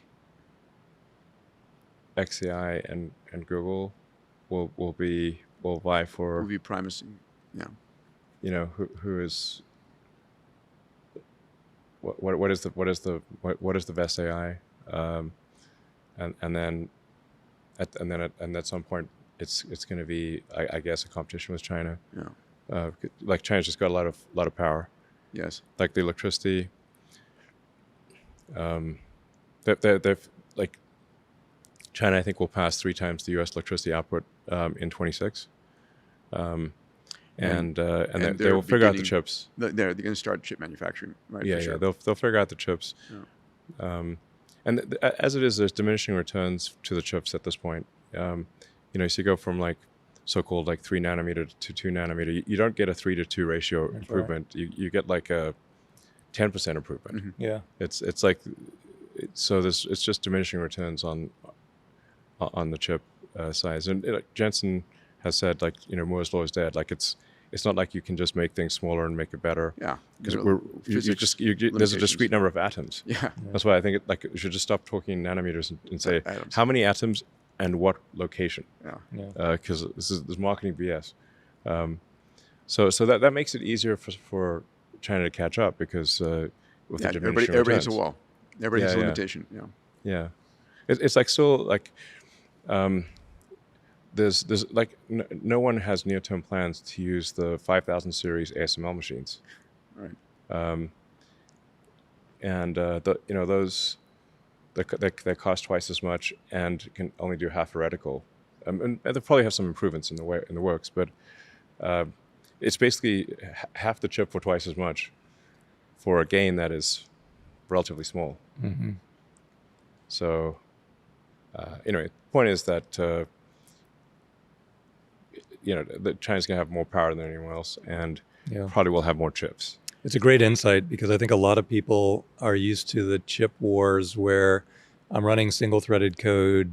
I need the CPU to double in speed, and I can increase the price, but I need that out in an 18-month cycle time or less. We've been doing that for so long now that nobody can see that it doesn't matter. You can buy Intel or you can build your own fabs and you can use them for a much longer period of time.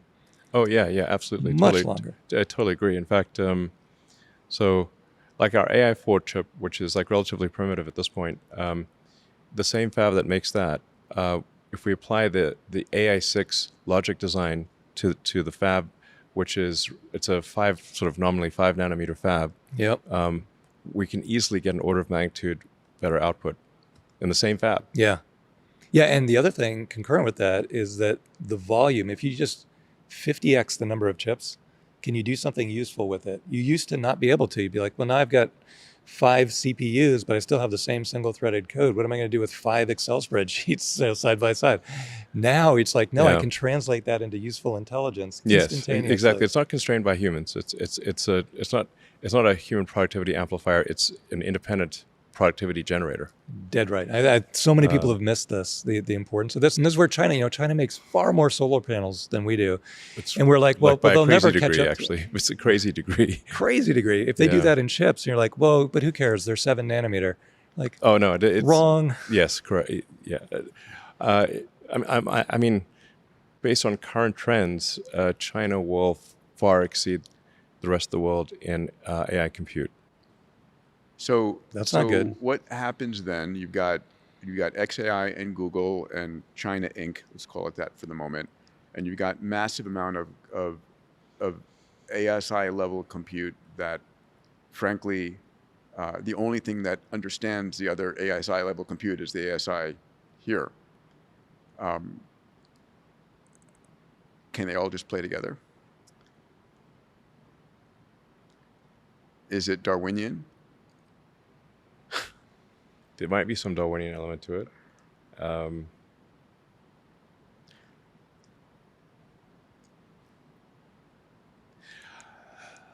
mean, let's look on the bright side.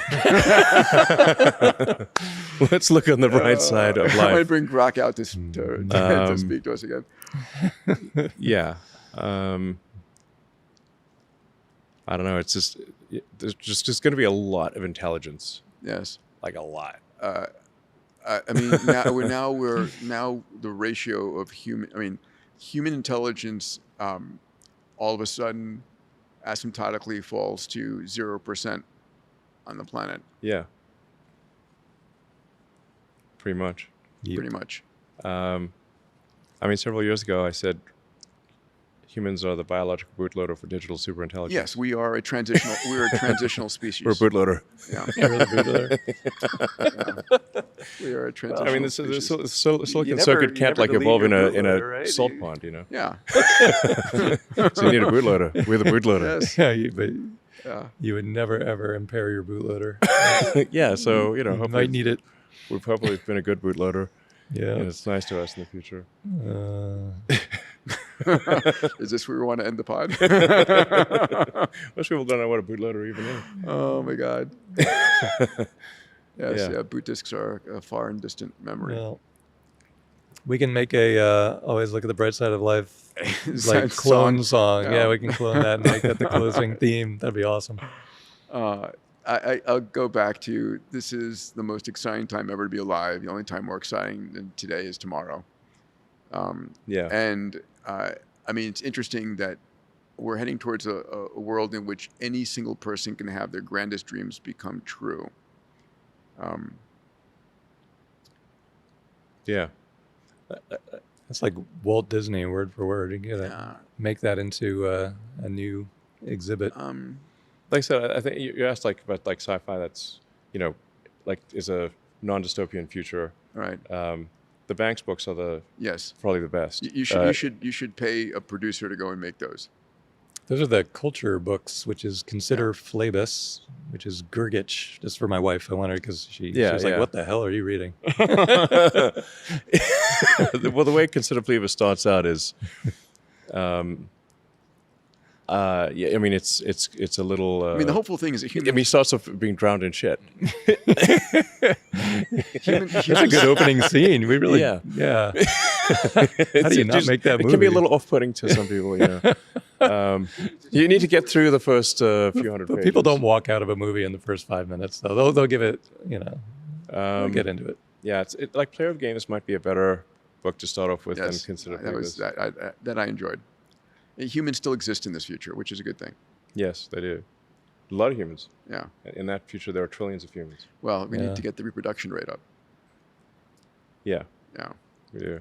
By the way, my friend Ben Lamb's company, Colossal, is making artificial wombs. He's the company bringing back the woolly mammoth and bringing back the saber-toothed tiger and all of these. When we get, can we have? I'd like to have a miniature pet woolly mammoth as a pet. Okay. Well, he made With the tusks. Wouldn't that be adorable? he made on the your woolly chest on the mouse. bed. Yeah, it's just like it's Licking just, you in the face. Yeah, it's just like sort of trundling around the house. But what would your optimal size be? Like, He It'd made be adorable. what they've learned how to do is to Little tusks and everything. but- they've Yeah, a miniature woolly mammoth would be an epic pet. I mean, look what we did with wolves. yeah, we turned you him into brought little back- you brought back Turned a chihuahuas. wolf into a little Yeah, he a brought plush back- toy dog. yeah, he we brought can do back the this. dire wolf as well. But he made the woolly mouse. wonder, yeah. There's a woolly mouse now Okay. that Does it exists. have tusks? No tusks. Different gene or what? I was there. I was there. He's in Dallas. Not He's in connected. Dallas, not Parker. I was Okay. visiting him, and he said, "Our scientists are going to a tusk conference next week Okay. to talk about all of the genes involved in tusk So creation." they want to make it's they want to not put an tusks acronym? on the mouse. No, on the woolly mouse. But I mean, Why they can not? probably add it to the mouse. That'd be cute until it pokes It's you. like a mouse-sized woolly mammoth. That's just gonna freak people out. The little woolly mammoth will sell. Yeah, that's The gonna be. tusk mouse will not sell. Yeah, Sounds that's gonna dangerous. crush. I mean, Too creepy. you thought Labradoodle was cool when you see the miniature woolly mammoth. Yeah. A little it's- saber-toothed tiger would be good too. Yeah. Like, Like get as a both. cat. Yeah, Yeah, as a cat. cat size. Those things, those teeth come down to like here. Yeah. I don't know how they actually bite, but they did they actually bite with I those don't things? know. I don't know if they go open the mouth. Not my The teeth seem expertise kind here. of like sort of unwieldy, Yeah, they're just for show. They look good. They're like Yeah. like jewelry. But no dinosaurs. No, not legal or not.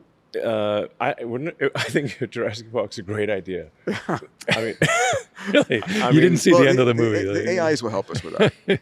nothing's perfect. Oh yeah, that went really well. I mean, if there was an island with a whole bunch of dinosaurs, There you go. 100%. Yes. I'd pay a lot for that. Yeah, admission and fee. it's like once in a while somebody gets chomped by a dinosaur. Be like, what's the, if it's 1 in a million, I'll still go. Oh. What were they missing? Lysine? No, Or- they're the DNA. The oldest DNA that's been recovered is like 1.2 million years. Oh, you can just wing it though. Yeah, just make try it look like that, combinations. Close This will be enough. one of the. Actually, that was my proposed X Prize. Remember back in Visioneering? What's that? Take the DNA strand and predict what it'll look like. Yeah, exactly. Yeah, they You just make it that way. Yeah. And then just Make it like the reverse illustrations. engineer the dinosaurs. Yeah. Yeah, exactly. It would be funny if there were two completely different DNA strands. They're like, well, they both look like T-Rex. That's interesting how they. Is T-Rex real, or is that like an assemblage Of course, it's real. Oh, that'd be Okay, funny. I mean, it's nice to believe it's real, but Yeah, the it does front seem legs like- were from a completely different dinosaur. That was the one at 8. It actually had huge front legs. It does there's something wrong with the arms. Okay. Yeah. I don't buy out on the arms front. Come back, I'll eat you. The many arms Can't be. seem implausible. Nope. Well, DNA will tell us. We'll know in a year. Yeah. The future is going to be Jurassic Island, we say. wow. Yeah. I go. So we got No, I meant the 100%. amino acid that the dinosaurs were missing that kept them from reproducing. what, lysine. You're saying? Was it lysine? I forget what it I was. don't remember. It's- But oh, hey, come on, this is no, the dinosaurs core. got held back by something like an asteroid, bombardment. Right. They were doing great. Yeah, So 60 million years ago. years. Yeah, they were doing fine. Yeah. They had a good Yeah, we run. got very They lucky. had a great one. Much longer than See, there's a good argument Much why there's longer no than other humans intelligence did. out there. There's plenty Much of longer than humans. dinosaurs. Yeah, in the what- universe. What were we back then? Like a bowl or something? we were a furry. Our great. Yeah. Let's Furry let's mammal. commune with the ancestors. We You know, were very good at hiding. It is amazing we went We from tasted from horrible. a little rat, little mole to us in Yeah. 60 million years. Doesn't seem that long. That's why no one believed Darwin. Yeah. It's like doesn't seem plausible. It's a long time. 60. Yeah, You it know, turns out it is. Yeah. You're making robots, but it's interesting. I think it'll be a lot more interesting to like design biological robots, like a little cat that goes around and pees stain remover and eats lint off the carpet. That's going to be an interesting. But you have future. a mechanical, like a Optimus Roomba, Light yeah. doing that anyway. Roomba, yeah. Yeah, well, they went Roomba. bankrupt, so we'll have to build No, this. I think you can still buy them though. Oh, yeah. I Anyway, mean, room is basically that. it's going to be, But the thing is, like, a humanoid robot is general purpose, so it can do whatever you want. yeah. Yeah, they were too early. No vision system, no GB300. How do you build a Roomba that works? I think the idea of having an Optimus vacuum is like the most underused asset. But it can just do anything. It can, yes, of course. Yeah. So, and you can mass manufacture at one. Oh, yeah. Optimus, build me a Roomba. That's what you'll do. You won't say Optimus Build vacuum me a the house. carpet. Optimus, build me a Roomba that vacuums. That's Build me a house, much build me a better. robot. Yeah. It's gonna be a lot of robots. Maybe we should do this once a year. Yeah, Checkpoint. I would like that. Checkpoint. Okay. That's going to be. So we can roll an roll update. back the. Yeah, what did we say what a year were ago? predictions last year? Yeah. Yeah. All right. Well, we can always Sure. control it. We can cut the Yeah, rules we'll right. cut out the bus. Are you selling hope? As a matter of fact, it worked out really well. You pull Yeah, up in what's your the- Tesla, like, hey, I bought this. With my Dollars per hope, I'll send you the mug. All right. Monetize hope. 1 year from today, December 22nd, I'll come and knock on the door right here. If you're here, you're here. If you're not, we'll talk about you. As long as these I guys mean, are a here. year from now, we might have the new Optimus factory with the building will be built. That would be awesome. We'll 8 have- million square feet of robots running. It's gonna be a giant building. Oh, man. Yeah. And Yeah. They freak me out when they're recharging. They're just like hanging there. It's like, what's wrong with that thing? Yeah, we're actually just gonna have them like I think sit down Yeah. as opposed to look like some sort of. They need like a recharging cigar. Recharging cigar. Yeah, just sit Less there. Moog like.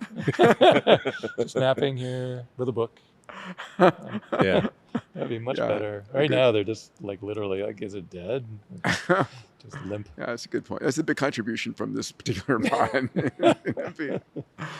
All right, till next year then. All right, right. sounds good. It's a date. Thanks, buddy. Awesome, guys.